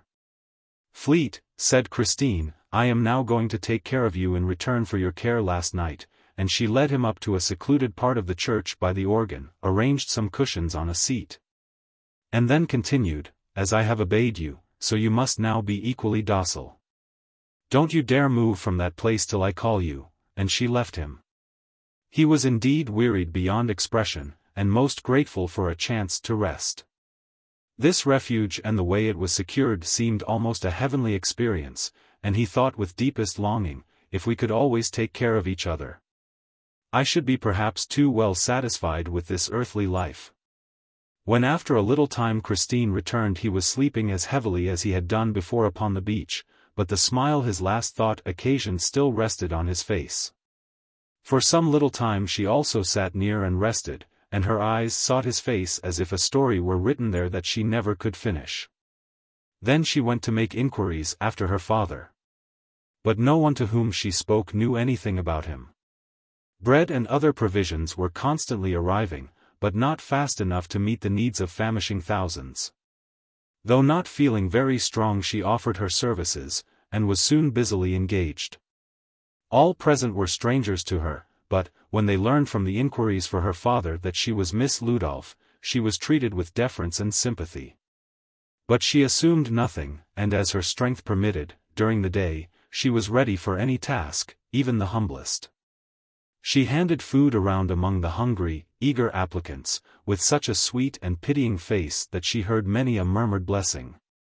Her efforts were all the more appreciated as all saw that she too had passed through the fire and had suffered deeply.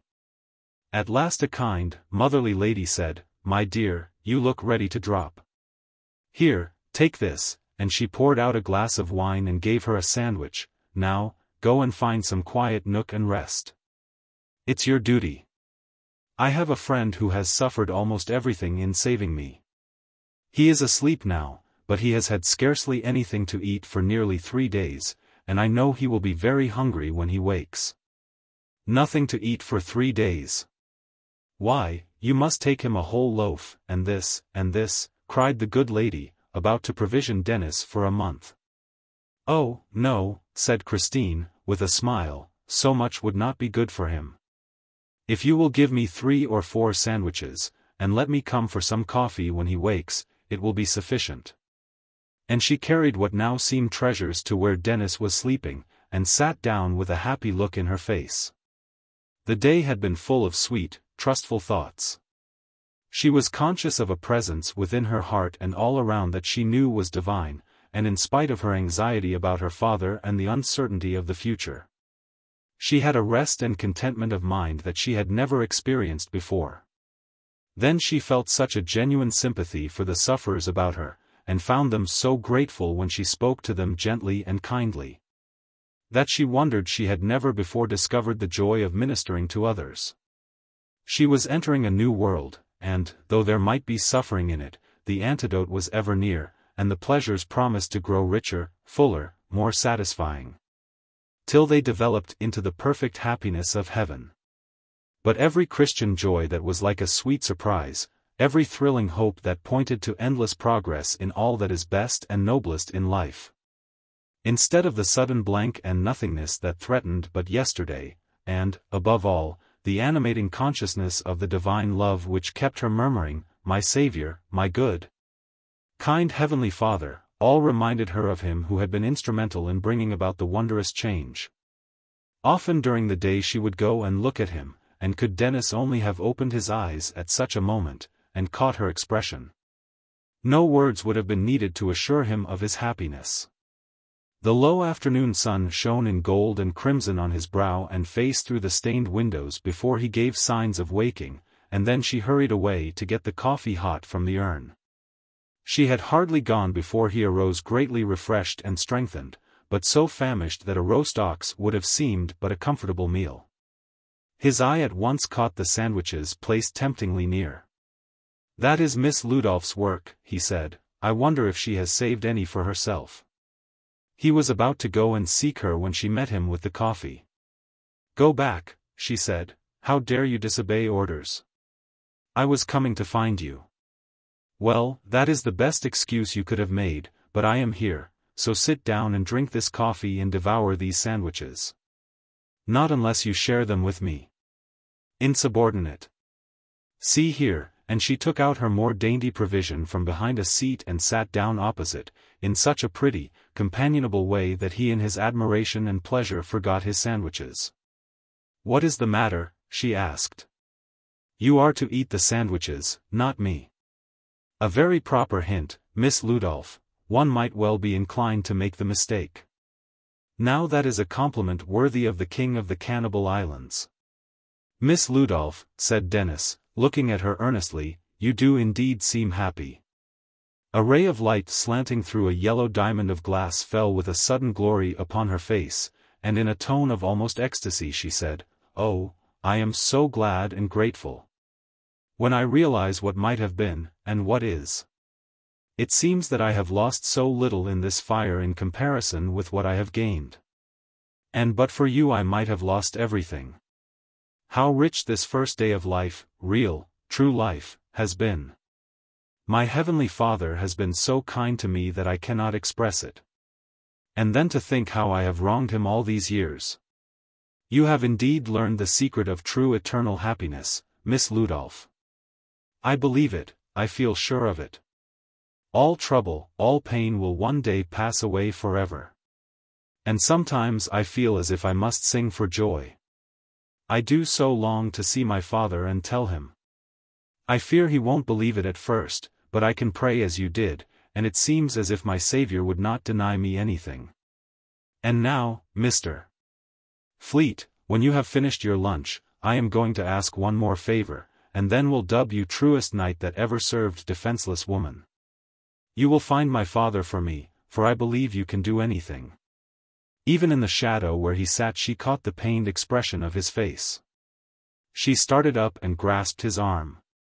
You know something, she said, then added, do not be afraid to find my father now. When he knows what services you have rendered me, all estrangement, if any existed, will pass away.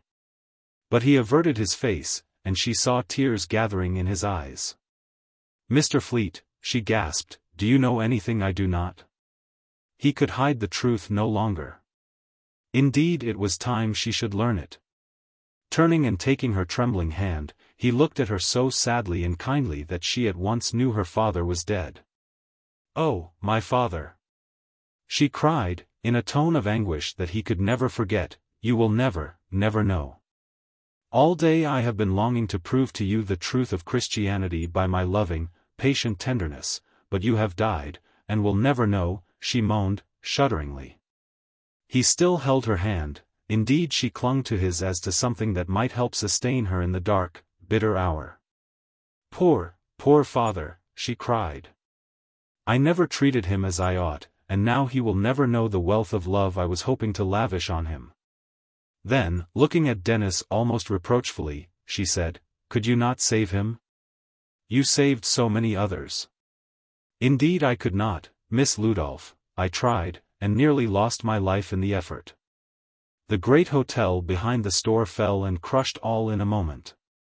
She shuddered, but at last whispered, why have you kept this so long from me? How could I tell you when the blow would have been death? Even now you can scarcely bear it. My little beginning of faith is sorely tried. Heavenly Spirit, she cried, guide me through this darkness, and let not doubt and unbelief cloud my mind again. Such prayer will be answered, said Dennis, in a deep, low tone. They sat in the twilight in silence. He still held her hand, and she was sobbing more gently and quietly. Suddenly she asked, is it wrong thus to grieve over the breaking of an earthly tie? No, not if you will say as did your Lord in his agony, oh, my Father, thy will be done. I will try, she said, softly, but it is hard. He is a merciful and faithful high priest. For in that he himself hath suffered, being tempted, he is able to succor them that are tempted. Do you know that I think my change in feeling makes me grieve all the more deeply? Until today I never loved my father as I ought.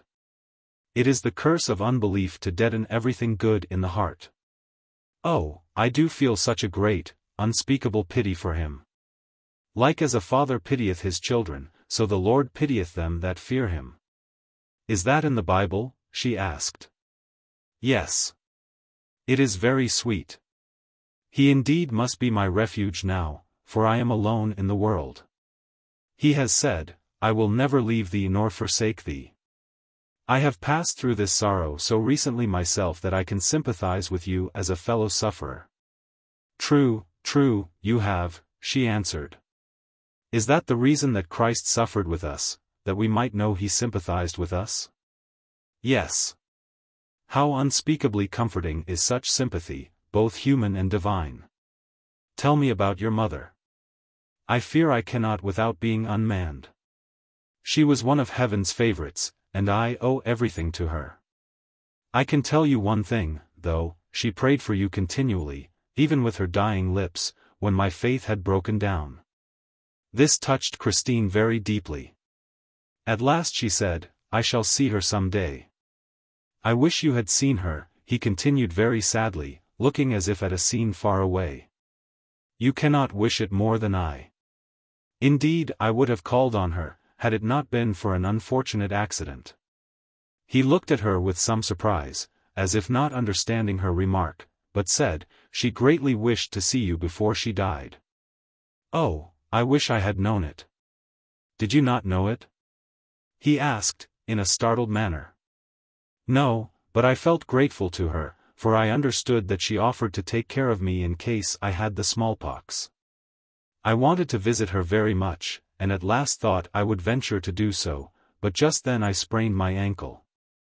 I sent my maid to inquire, but fear she didn't do my errand very well, added Christine, looking down. She never came, Miss Ludolph. Then he continued, eagerly, I fear I have done you a great wrong. A little time before my mother died, she wrote you a line saying that she was dying and would like to see you. I did not know you could not come, I thought you would not. Crimson with shame and humiliation, Christine buried her burning cheeks in her hands and murmured, I never received it. And did you send the exquisite flowers and fruit? He asked. Ah, I see that you did. I am so glad, so very glad that I was mistaken. I sincerely ask your pardon for my unjust thoughts.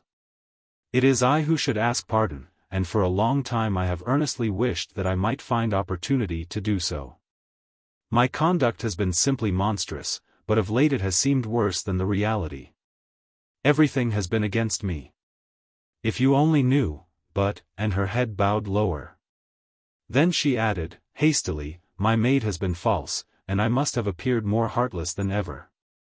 But, with bitter shame and sorrow, she remembered who must have been the inspirer of the treachery, and, though she never spoke of it again, she feared that Dennis suspected it also. It was one of those painful things that must be buried, even as the grave closes over the frail, perishing body. Let those who are tempted to a wicked, dishonorable deed remember that, even after they are gone, the knowledge of it may come to those who loved them, like an incurable wound.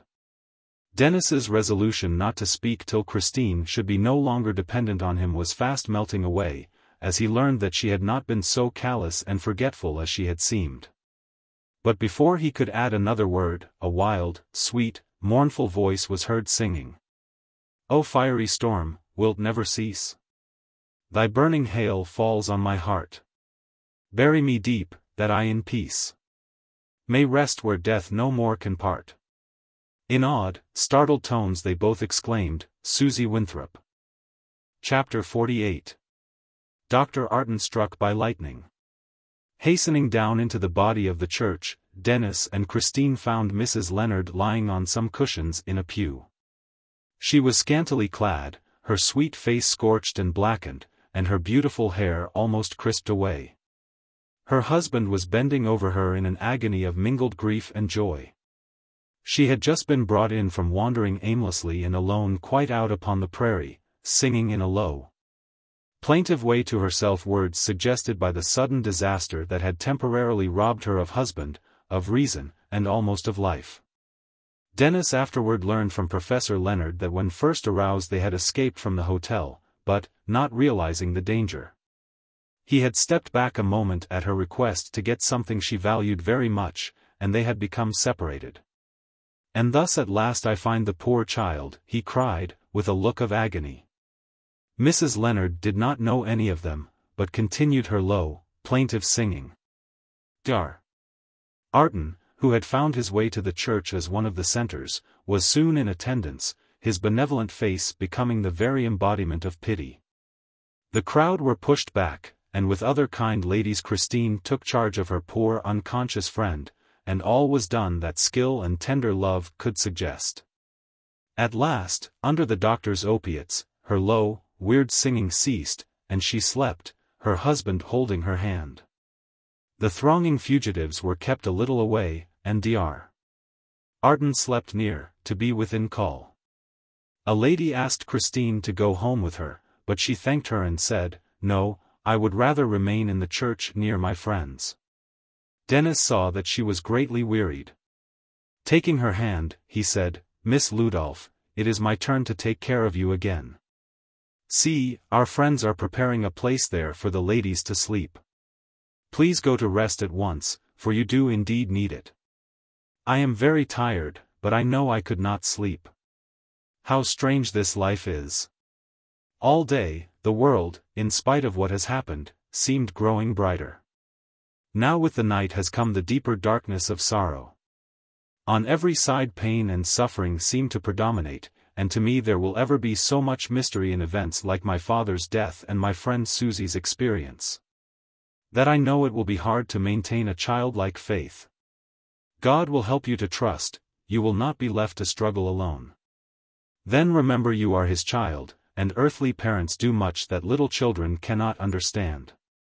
With a faint smile she answered, "I fear I shall be one of those troublesome children that are ever asking why. All day it has seemed so easy to be a Christian, but already I learn that there will be times when I shall have to cling to my Savior, instead of being carried forward in His arms. Indeed, I almost fear that I shall lose Him in the darkness." "But He will not lose you," replied Dennis. "Since you are not sleepy, let me tell you a short Bible story." "Oh, do, please do, just as if I were a little child." "It is in the New Testament. Jesus had sent His disciples in a boat across the Sea of Galilee, while He should go up alone on a mountain to pray. The night came, and with it a storm swept down against the disciples. The smooth sea was lashed into great foam-crested waves which broke over their little ship. They tugged hour after hour at the oars, but in vain. The night grew darker, the wind more contrary, the waves higher and more threatening, their arms wearied. And they may have feared that they would perish alone and without remedy in the black midnight. But we read that He saw them toiling in rowing, though they knew it not. From the distant mountain side, He saw them, marked every weary stroke of the oar, and every throb of fear. But at last, when they were most ready to welcome Him, when none could say, "We should have rowed through the storm alone," He came to them walking safely on the dark waves that threatened them with death, and said, "Be of good cheer, it is I. Be not afraid." Then they gladly received Him into the ship, and immediately the rough waves were hushed, and the keel of the boat grated on the beach toward which they had vainly rowed. Then they that were in the ship came and worshipped Him, saying, "Of a truth Thou art the Son of God." Now it was on the evening of that very night that these same disciples had engaged in a scene of festivity. They had stood in the sunset on the mountain slope, and seen their Lord feed many thousand. Then all was peace, safety, and good cheer. Life changed as quickly for them as for you, but did not their divine Master see them as truly in the stormy night as in the sunlight? Did He leave them to perish?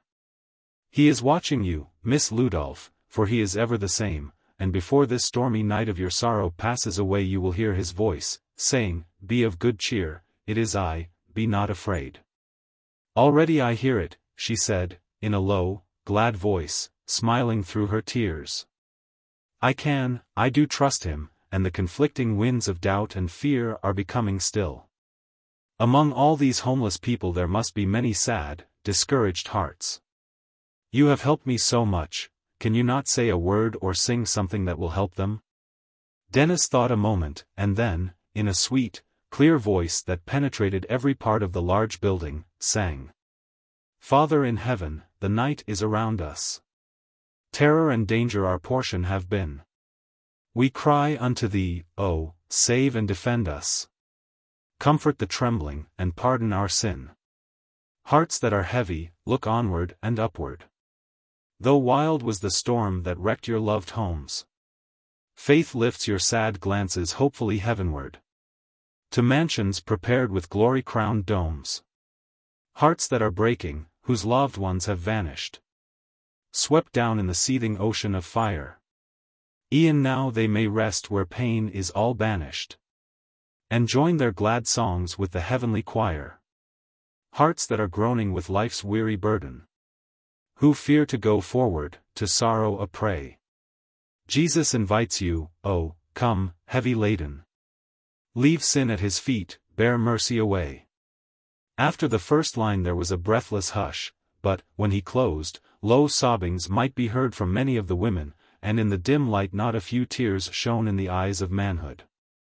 Dennis's voice was sympathetic in its character, and he had the power of throwing into it much feeling. Christine was weeping quietly, but her tears now were like the warm spring rain as it falls on the precious seed. At last she said, "You have done these people much good. To you belongs all the credit, for it was at your suggestion I sang." She shook her head, and then said, "Good night, my friend, I shall never forget this day with its mingled experience.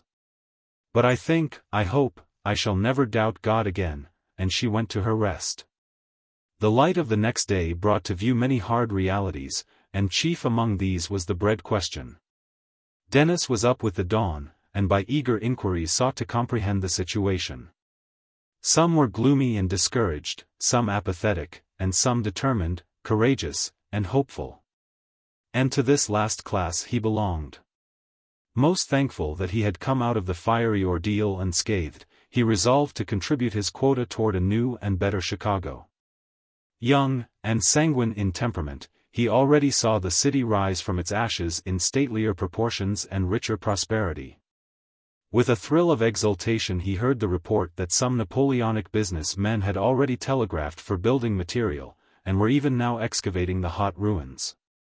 Christine had hardly joined him as he stood at the door when a gentleman entered and asked, "Who here are willing and able to work for fair wages?" "I am at your service," said Dennis, stepping forward promptly. "You are a gentleman, sir," said the speaker, impressed with the fact by Dennis's bearing, though his hat and coat were gone. "I need laborers who can handle the pick and shovel.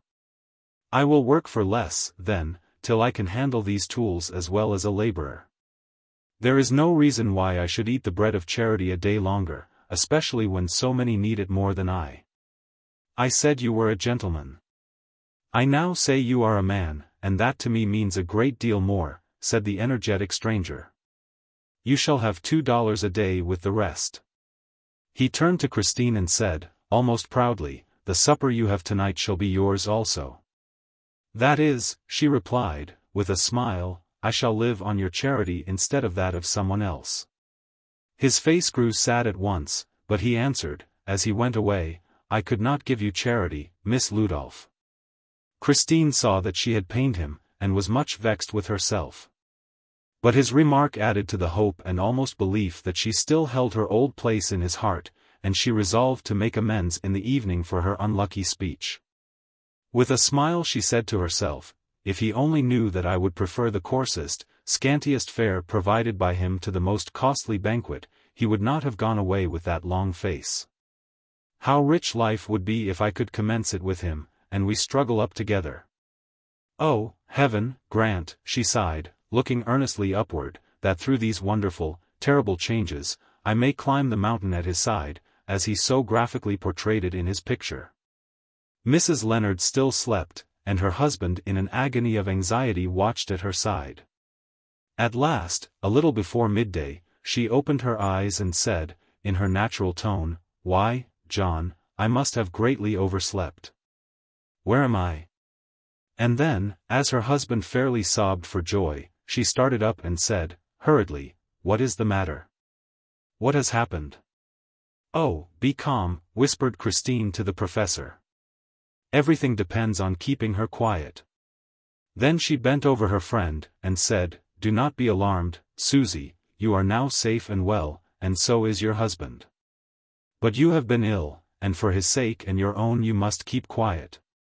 She turned inquiringly to her husband, who said, more calmly, "It is all true, and if you can only be careful we can go back to Boston as well as ever." "I will do anything you say, John. But why am I in a church?" "You were taken sick in the street, and this was the nearest place to bring you." "Oh, dear. I have had such strange, dreadful dreams. I am so glad they were only dreams, and you are here with me," and she lay quietly holding her husband's hands and looking contentedly in his face. It was evident she was herself again, and much better. Dr. Arton soon after came and said, cheerily, "All right. All right. We'll have you out in a day or two as good as new, and then, Miss Ludolph, you will see how much more grateful she is to the old doctor than you were." "You must present your bill," replied Christine, with a smile. "May I?" retorted the doctor, wiping his lips. "Oh, I don't know about that," cried Christine. Adding, quickly, "When I welcome you to my own home you may. An old maid's hall, I suppose." "It will be an orphan's home, at least," said Christine, softly and sadly. Tears filled the old man's eyes, and putting his arm around her he drew her to him, saying, as he stroked her drooping head, "Poor child. Poor child.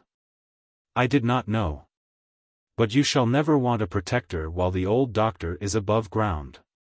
As far as possible I will be a father to you." And Christine knew she had found a friend as true and strong as steel, and she buried her face on his shoulder and cried as trustingly as his own child might have done. "Oh, Christine," cried Mrs. Leonard, "I am so sorry for you." At the voice of her old friend she at once rallied, and, trying to smile through her tears, said, "God has been so much better to me than I deserve that I have only gratitude when I think of myself. But my poor father," and again she covered her face and wept. "Christine, come here," said Mrs. Leonard, softly, and she put her arms around the weeping girl. "You spoke of God's being good to you. Have you in truth found and learned to trust Him?" "Yes," she replied, eagerly, joy and peace coming out in her face like the sun shining through clouds and rain. Then with bowed head she whispered low, "The one I wronged on earth led me to the one I wronged in heaven, and both have forgiven me. Oh, I am so glad, so happy." "Then you have seen Mr. Fleet?" "Yes, he saved my life again and again, but in teaching me how to find my Savior, he has done far more for me." "And you will not wrong him any more, will you, Christine? He has loved you so long and faithfully." In reply she lifted an eager face to her friend and said, "Do you think he can love me still after my treatment of him?" "Give him a chance to tell you," said Mrs. Leonard, with a half-mischievous smile. "Has he not shown his feelings? He has treated me more as a brother might have done, and yet he is so very respectful and deferential, I hope, but I am not perfectly sure, and then he seems under some restraint." Mrs. Leonard said, musingly, "He knows that you are Baroness Ludolph. I told him last week, for I thought he ought to know, and the fact of your approaching departure for Europe has been no secret of late. He thinks you are pledged to a future in which he cannot share. And in your grateful, dependent condition he would not cause you the pain of refusing him. I think that is just where he stands," she concluded, with a woman's mastery of the science of love, and taking almost as much interest in her friend's affair as she had felt in her own. To most ladies this subject has a peculiar fascination, and, having settled their own matters, they enter with scarcely less zest on the task of helping others arrange theirs. Mrs. Leonard rallied faster under the excitement of this new interest than from the doctor's remedies. After a few moments' thought Christine said, decidedly, "All that nonsense about the Baroness Ludolph is past forever, burned up in the fire with many things of more value. I have been fed too long on the husks of human greatness and ambition to want any more of them. They never did satisfy me, and in the light and heat of the terrific ordeal through which I have just passed they shriveled into utter nothingness. I want something that I cannot lose in a whiff of smoke and flame, and I think I have found it. Henceforth I claim no other character than that of a simple Christian girl." Then bowing her head on her friend's shoulder she added, in a whisper, "If I could climb to true greatness by Mr. Fleet side, as he portrayed it in his picture, it seems to me heaven would begin at once."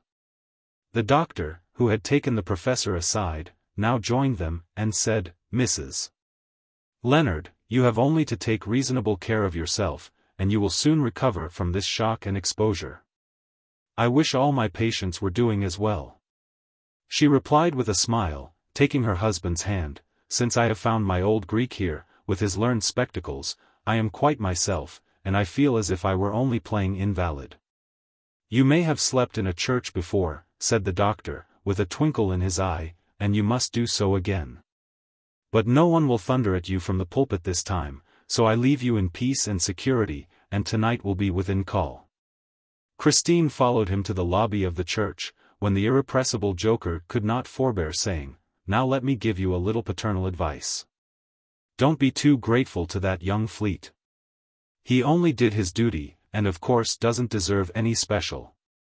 Christine, with flushing cheeks, interrupted him as if she had not heard. "Doctor, how good and kind you are. Here you are off without any rest to look after the sick and suffering, and you seem to bring health and hope wherever you go." "Yes, yes, but I send my bill in too, mind that." Some of his poorer patients never received any, and he, when twit of the fact, would mutter, roughly, "Business oversight, can't attend to everything." Christine looked for a moment at the face so inspiring in its hearty benevolence, and with an impulse, so unlike the cold, haughty girl of old, sprang forward, threw her arms around his neck, and gave him a kiss which he declared afterward was like a mild stroke of lightning, and said, "And there is the first installment of what I owe you." The old gentleman looked as if he decidedly liked the currency, and with moistened eyes that he vainly tried to render humorous, he raised his finger impressively in parting, and said, "Don't you ever get out of debt to me." Chapter 49. Bill Cronk's Toast. After all, it was a long day to Christine. Tears would start from her eyes at the thought of her father, but she realized that the only thing for her to do was to shroud his memory in a great, forgiving pity, and put it away forever. She could only turn from the mystery of his life and death, the mystery of evil, to him who taketh away the sin of the world. There was no darkness in that direction. She busied herself with Mrs. Leonard, and the distribution of food to others, till 6 o'clock, and then she stood near the door to watch till her true knight should appear in his shirt-sleeves, with a shovel on his shoulder, and an old burned, tattered felt hat on his head, instead of jeweled crest and heron plume. Dennis had gone to his work not very hopeful. He knew Christine would be his grateful friend while she lived, and would perhaps even regard him as a brother, but all this might be and still she be unable to respond to his deeper feelings. Moreover, he knew she was Baroness Ludolf, and might be heiress of such titles and estates in Germany as would require that she should go at once to secure them. And so she seemed clearly to pass beyond his sphere. As he shoveled the hot bricks and cinders hour after hour among other laborers, the distance between himself and the Baroness Ludolf seemed to increase. And when, begrimed and weary, he sat down to eat his dinner of a single sandwich saved from breakfast, for as yet he had no money, the ruins around him were quite in keeping with his feelings. He thought most regretfully of his $2,000 and burned picture. The brave, resolute spirit of the morning had deserted him. He did not realize that few men have lived who could be brave and hopeful when weary and hungry, and fewer still, when, in addition, they doubted the favor of the lady of their love. The work of the afternoon seemed desperately hard and long, but with dogged persistency Dennis held his own with the others till 6, and in common with them received his $2. Whether Christine would accept the supper he brought or not, he determined to fulfill his promise and bring one. Wearily he trudged off to the west side, in order to find a store. No one who met him would have imagined that this plodding laborer was the artist who the week before had won the prize and title of genius. If he had been purchasing a supper for himself, he would doubtless have been sensible about it, but one that the Baroness Ludolf might share was a different matter.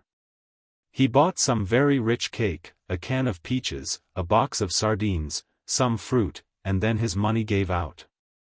But, with these incongruous and indigestible articles made up into one large bundle, he started for the church. He had gone but a little way when someone rushed upon him, and little Ernst clasped him round the neck and fairly cried for joy. Sitting on the sidewalk near were the other little brooders, looking as forlorn and dirty as 3 motherless children could. Dennis stopped and sat down beside them, for he was too tired to stand, while Ernst told his story, how their mother had left them, and how she had been found so burned that she was recognized only by a ring, which he had, and a bit of the picture preserved under her body. They had been looking ever since to find him, and had slept where they could.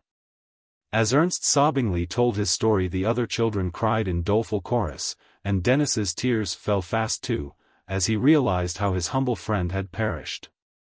He remembered her kindness to his mother and little sisters, and his heart acknowledged the claim of these poor little orphans. Prudence whispered, "You cannot afford to burden yourself with all these children," and Pride added, "What a figure you will make in presenting yourself before the Baroness Ludolf with all these children at your heels." But he put such thoughts resolutely aside, and spoke like a brother, and when one of the children sobbed, "We so hungry," out came the Baroness Ludolf's fruit and cake, and nothing remained for Christine but the sardines and peaches, since these could not well be opened in the street. The little brooders having devoured what seemed to them the ambrosia of the gods, he took the youngest in his arms, Ernst following with the others. And so they slowly made their way to the church where Christine was now anxiously waiting, with many surmises and forebodings at Dennis's delay. At last, in the dusk, the little group appeared at the church door, and she exclaimed, "What has kept you so, Mr. Fleet?" He determined to put the best face on the situation, and indulge in no heroics, so he said, "You could not expect such a body of infantry as this to march rapidly." "What?" she exclaimed, "have you brought all the lost children in the city back with you?" "No, only those that fell properly to my care," and in a few words he told their story. "And do you, without a cent in the world, mean to assume the burden of these 4 children?" she asked, in accents of surprise. He could not see her face, but his heart sank within him, for he thought that to her it would seem quixotic and become another barrier between them. But he answered, firmly, "Yes, till God, who has imposed the burden, removes it, and enables me to place them among friends in a good home." Mrs. Bruder, before she died, wrote to her family in Germany, telling her whole story. Relatives may take the children, if not, some way will be provided. "Mr. Fleet, I wonder at you," was her answer. "Give me that child, and you bring the others." He wondered at her as he saw her take the child and imprint a kiss on the sleepy, dirty face. And Ernst, who had been eyeing her askance, crept timidly nearer when he saw the kiss, and whispered, "Perhaps her old outside heart has been burned away." They followed to a lobby of the lecture room, and here she procured a damp towel and proceeded to remove the tear and dust stains from the round and wondering faces of the children. Having restored them to something of their original color, she took them away to supper, saying to Dennis, with a decided nod, "You stay here till I come for you." Something in her manner reminded him of the same little autocrat who had ordered him about when they arranged the store together. She soon returned with a basin of water and a towel, saying, "See what a luxury you secure by obeying orders. Now give an account of yourself, as every lady's knight should on his return. How have you spent the day?" He could not forbear laughing as he said, "My employment has been almost ludicrously incongruous with the title by which you honor me. I have been shoveling brick and mortar with other laborers." "All day?" "All day." Her glance became so tender and wistful that he forgot to wash his hands in looking at her, and felt for the moment as if he could shovel rubbish forever, if such could be his reward. Seemingly by an effort, she regained her brusque manner, which he did not know was but the mask she was trying to wear, and said, quickly, "What is the matter? Why don't you wash your face?" "You told me to give an account of myself," he retorted, at the same time showing rising color in his dust-begrimed face. "Well, one of your ability can do 2 things at once. What have you got in that bundle?" "You may have forgotten, but I promised to bring you home something that you chose to regard as charity. If I was so ungracious, you ought to have rewarded me by bringing me a broken brick. Will you let me see what you brought?"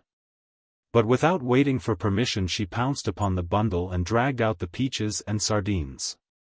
He, having washed and partially wiped his face, was now able to display more of his embarrassment, and added, apologetically, "That is not all I had. I also bought some cake and fruit, and then my money gave out." "And do you mean to say that you have no money left?" "Not a penny," he answered, desperately. "But where are the cake and fruit?" Well, he said, laughingly, I found the little brooders famishing on the sidewalk, and they got the best part of your supper. What an escape I have had, she exclaimed. Do you think I should have survived the night if I had eaten those strangely assorted dainties, as in honor bound I would have done, since you brought them? Then with a face of comical severity she turned upon him and said, Mr. Fleet, you need someone to take care of you. What kind of economy do you call this, sir, especially on the part of one who has burdened himself with 4 helpless children? There was a mingling of sense and seriousness in her raillery, which he recognized, and he said, with a half-vexed laugh at himself, well, really, Miss Ludolph. I suppose that I have not wholly regained my wits since the fire. I throw myself on your mercy. The same expression he had used once before. She remembered it, and her face changed instantly. Turning hastily away to hide her feelings, she said, in a rather husky voice, when I was a wicked fool, I told you I had none, but I think I am a little changed now. Then she added, sharply, please don't stand there keeping our friends waiting, and she led the way into the lecture room, now filled with tables and hungry people. Dennis was in a maze, and could scarcely understand her, she was so different from the pensive lady, shrinking from rude contact with the world, that he had expected to meet. He did not realize that there was not a particle of weak sentimentality about her, and that, since now pride was gone, her energetic spirit would make her as truly a leader in scenes like these as in those with which she had been familiar. Much less could he understand that she was hiding a heart brimming over with love to him. He followed her, however, with much assumed humility. When in the middle of the room, who should meet him squarely but Bill Kronk? Hello, he roared, giving Dennis a slap on his back that startled even the hungry, apathetic people at the tables. Dennis was now almost desperate. Glad as he was to see Kronk, he felt that he was gathering around him a company as incongruous as was the supper he had brought home. If Jakob Bunk or even the red-nosed bartender had appeared, to claim him as brother, he would scarcely have been surprised. He naturally thought that the Baroness Ludolph might hesitate before entering such a circle of intimates. But he was not guilty of the meanness of cutting a humble friend, even though he saw the eyes of Christine resting on him. In his embarrassment, however, he held out the wash-basin in his confused effort to shake hands, and said, heartily, Why, Kronk, I am glad you came safely out of it. Is this gentleman a friend of yours? Asked Christine, with inimitable grace. Yes, said Dennis, firmly, though coloring somewhat. He once rendered me a great kindness. Well, miss, you bet your money on the right hoss that time, interrupted Bill. If I hain't a friend of his'n, I'd like to know where you'll find one. Though I did kick up like a cussed old mule when he knocked the bottle out of my hand. Like enough if he hadn't I wouldn't be here. Won't you present me, Mr. Fleet? Said Christine, with an amused twinkle in her eye. Mr. Kronk, said Dennis, who had now reached that state of mind when one becomes reckless, this lady is Miss Ludolph, and, I hope I may venture to add, another friend of mine. She at once put out her hand, that seemed like a snowflake in the great horny paw of the drover, and said, Indeed, Mr. Kronk, I will permit no one to claim stronger friendship to Mr. Fleet than mine. I can take any friend of Mr. Fleet's to my bosom at once, said Bill, speaking figuratively, but Christine instinctively shrank nearer Dennis. In talking with men, Bill used the offhand vernacular of his calling, but when addressing ladies, he evidently thought that a certain style of metaphor bordering on sentiment was the proper thing. But Christine said, As a friend of Mr. Fleet's you shall join our party at once, and she led them to the further end of the room, where at a table sat Dr. Arton, Professor and Mrs. Leonard, Ernst, and the little brooders, who at the prospect of more eating were wide awake again. After the most hearty greetings they were seated, and she took her place by the side of the little children in order to wait on them. Few more remarkable groups sat down together, even in that time of chaos and deprivation. Professor Leonard was without vest or collar, and sat with coat button tied up to his chin to hide the defect. He had lost his scholarly gold-rimmed spectacles, and a wonderful pair of goggles best rode his nose in their place. Mrs. Leonard was lost in the folds of an old delaine dress that was a mile too large, and her face looked as if she had assisted actively in an Irish wake. Dr. Arton did the honors at the head of the table in his dress coat and vest that had once been white, though he no longer figured around in red flannel drawers as he had done on the beach. The little round faces of the brooders seemed as if protruding from animated rag babies, while nothing could dim the glory of Ernst's great spiritual eyes, as they gratefully and wistfully followed Dennis's every movement. Kronk was in a very dilapidated and famished state, and endured many and varied tortures in his efforts to be polite while he bolted sandwiches at a rate that threatened famine. Christine still wore the woolen dress she had so hastily donned with Dennis's assistance on Sunday night, and the marks of the fire were all over it. Around her neck the sparks had burned a hole here and there, through which her white shoulders gleamed. While she was self-possessed and assiduous in her attention to the little children, there was a glow of excitement in her eyes which perhaps Mrs. Leonard understood better than anyone else, though the shrewd old doctor was anything but blind. Dennis sat next to Christine in shirt-sleeves once white, but now, through dust and smoke, of as many colors as Joseph's coat. He was too weary to eat much, and there was a weight upon his spirits that he could not throw off, the inevitable despondency that follows great fatigue when the mind is not at rest. Christine darted away and brought him a huge mug of hot coffee. "Really, Miss Ludolf," he remonstrated, "you should not wait on me in this style." "You may well feel honored, sir," said Mrs. Leonard. "It is not every man that is waited on by a baroness." "The trouble with Christine is that she is too grateful," put in the old doctor. "Now I should say that was scarcely possible in view of," commenced the professor, innocently. "I really hope Miss Ludolf will do nothing more from gratitude," interrupted Dennis, in a low tone that showed decided annoyance. The doctor and Mrs. Leonard were ready to burst with suppressed amusement, and Kronk, seeing something going on that he did not understand, looked curiously around with a sandwich halfway to his open mouth, while Ernst, believing from Dennis's tone that he was wronged, turned his great eyes reproachfully from one to another. But Christine was equal to the occasion. Lifting her head and looking round with a free, clear glance she said, "And I say that men who meet this great disaster with courage and fortitude, and hopefully set about retrieving it, possess an inherent nobility such as no king or kaiser could bestow, and, were I 20 times a baroness, I should esteem it an honor to wait upon them." A round of applause followed this speech, in which Kronk joined vociferously, and Mrs. Leonard whispered, "Oh, Christine, how beautifully I learn from your face the difference between dignity and pride. That was your same old proud look, changed and glorified into something so much better." Dennis also saw her expression, and could not disguise his admiration, but every moment he increasingly felt how desperately hard it would be to give her up, now that she seemed to realize his very ideal of womanhood. And Kronk, having satisfied the clamors of his appetite, began to be fascinated in his rough way with her grace and beauty. Nudging Dennis he asked in a loud whisper heard by all, which nearly caused Dr. Arton to choke, "The young filly is a German lady, ain't she?" Dennis, much embarrassed, nodded assent. A happy thought struck Bill. Though impeded by the weight of an indefinite number of sandwiches, he slowly rose and looked solemnly round on the little group. Dennis trembled, for he feared some dreadful bull on the part of his rough, though well-meaning friend, but Dr. Arton, in a state of intense enjoyment, cried, "Mr. Kronk has the floor."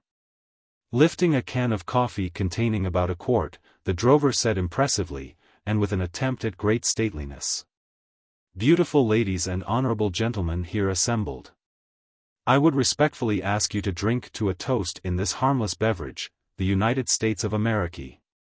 When the two great elemental races, the sanguinary Yankee and the phlegmatic German, become one, and, as represented in the blooded team before me," waving his hand majestically over the heads of Dennis and Christine, "pull in the traces together, how will the ship of state go forward?" And his face disappeared behind his huge flagon of coffee in the deepest pledge. Bill thought he had uttered a very profound and elegant sentiment, but his speech fell like a bombshell in the little company.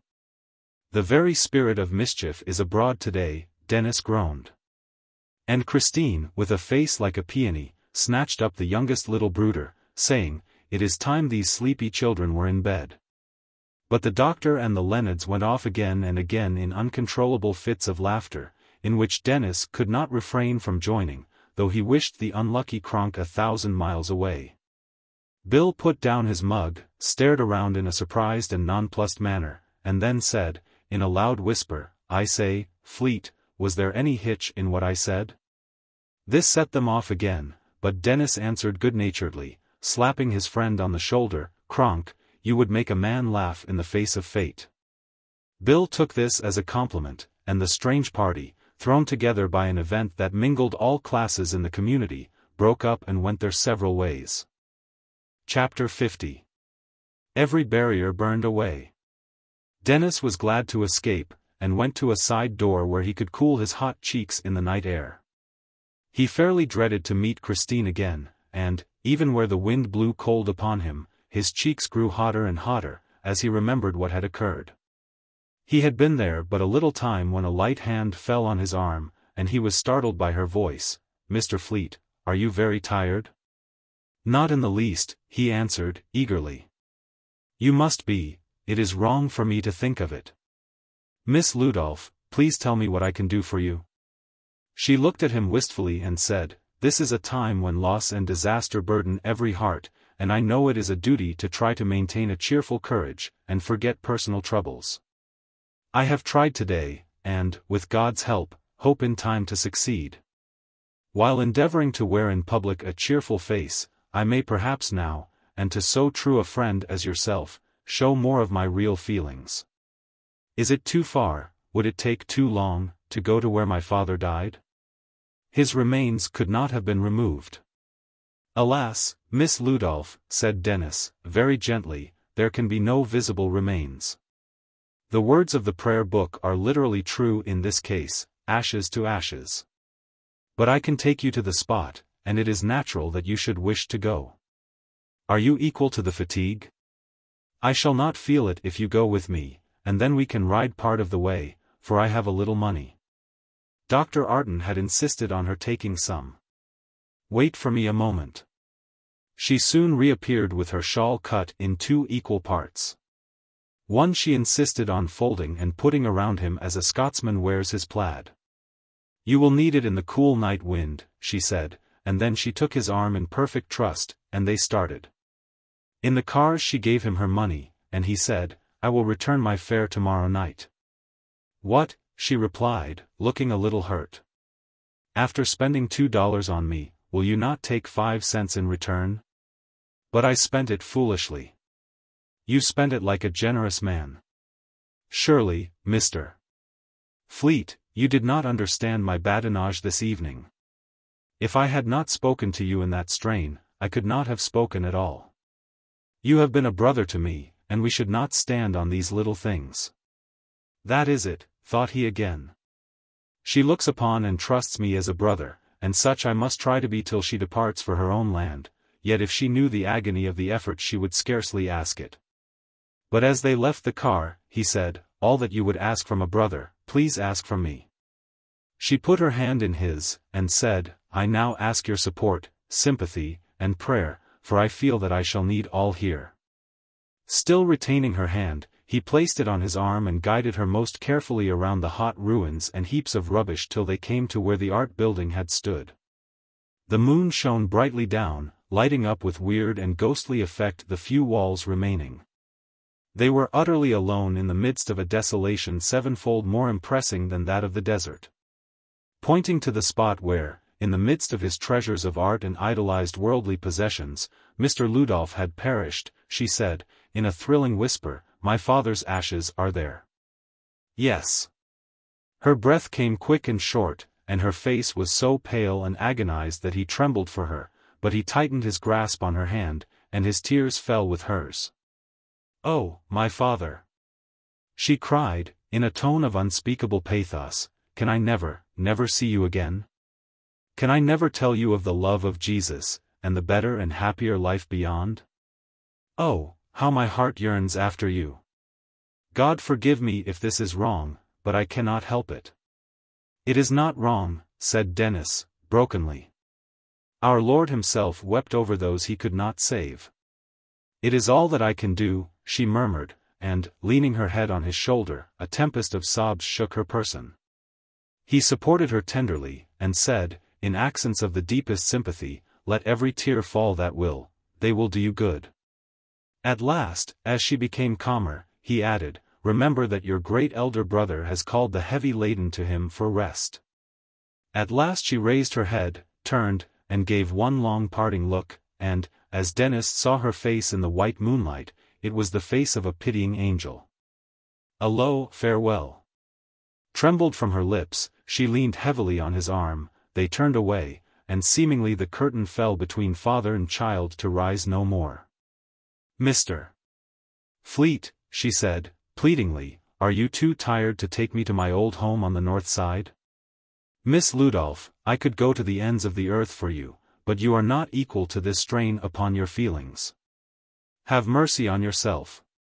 But she said, in a low, dreamy tone, I wish to take leave tonight of my old life, the strange, sad past with its mystery of evil. And then I shall set my face resolutely toward a better life, a better country.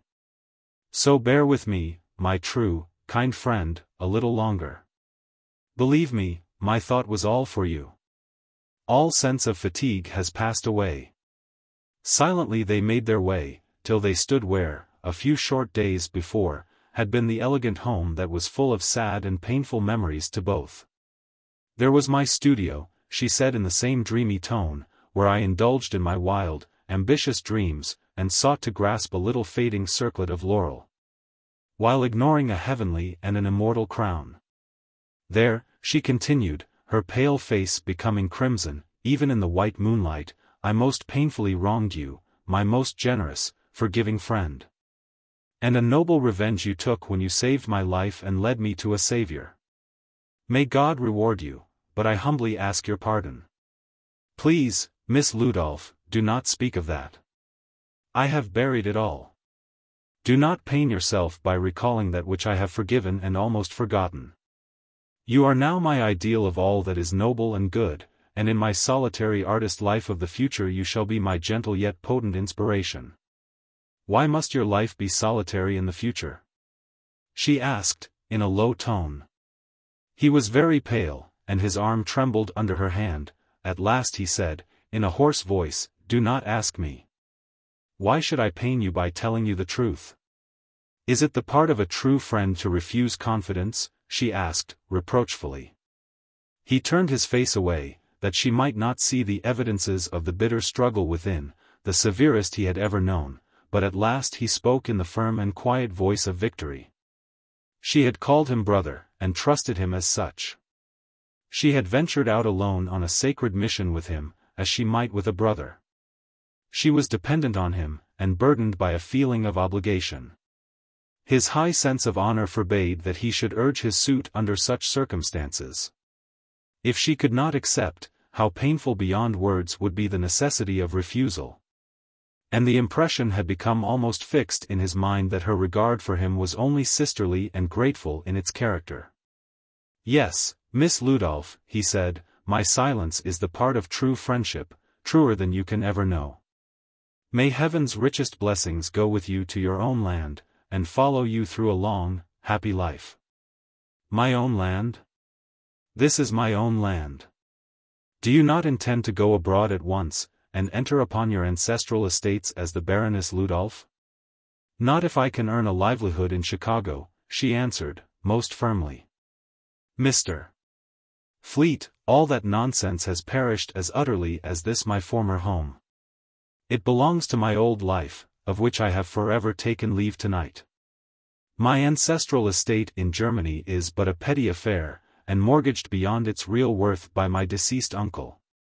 All I possess, all I value, is in this city. It was my father's ambition, and at one time my own, to restore the ancient grandeur of the family with the wealth acquired in this land. The plan lost its charms for me long ago. I would not have gone if I could have helped it, and now it is impossible. It has perished in flame and smoke. Mr. Fleet, you see before you a simple American girl. I claim and wish to be known in no other character. If nothing remains of my father's fortune, I shall teach either music or painting. Oh, Christine! He interrupted, forgive me for speaking to you under the circumstances, but indeed I cannot help it. Is there hope for me? She looked at him so earnestly as to remind him of her strange, steady gaze when before he pleaded for her love near that same spot, but her hand trembled in his like a fluttering, frightened bird. In a low, eager tone she said, and can you still truly love me after all the shameful past? When have I ceased to love you? With a little cry of ecstasy, like the note of joy that a weary bird might utter as it flew to its mate, she put her arm around his neck, buried her face on his shoulder, and said, no hope for you, Dennis, but perfect certainty, for now every barrier is burned away. What though the home before them is a deserted ruin? Love is joining hands that shall build a fairer and better one, because filled with that which only makes a home, love. What though all around are only dreary ruins, where the night wind is sighing mournfully? Love has transformed that desert place into the paradise of God. And, if such is its power in the wastes of earthly desolation, what will be its might amid the perfect scenes of heaven? Our story is finished. It only remains to say that Christine stands high at court, but it is a grander one than any of earth. She is allied to a noble, but to one who has received his patent from no petty sovereign of this world. She has lost sight of the transient laurel wreath which she sought to grasp at such cost to herself and others, in view of the crown of glory that fadeth not away, and to this already. As an earnest Christian, she has added starry jewels. Below is the Ludolf Hall in which sturdy independence led her to begin her married life. But she is climbing the mountain at her husband's side, and often her hands steady and help him. The ash tree, twined with the passion flower, is not very far above them, and the villa, beautiful within and without, is no vain dream of the future. But even in happy youth their eyes of faith see in airy, golden outline their heavenly home awaiting them.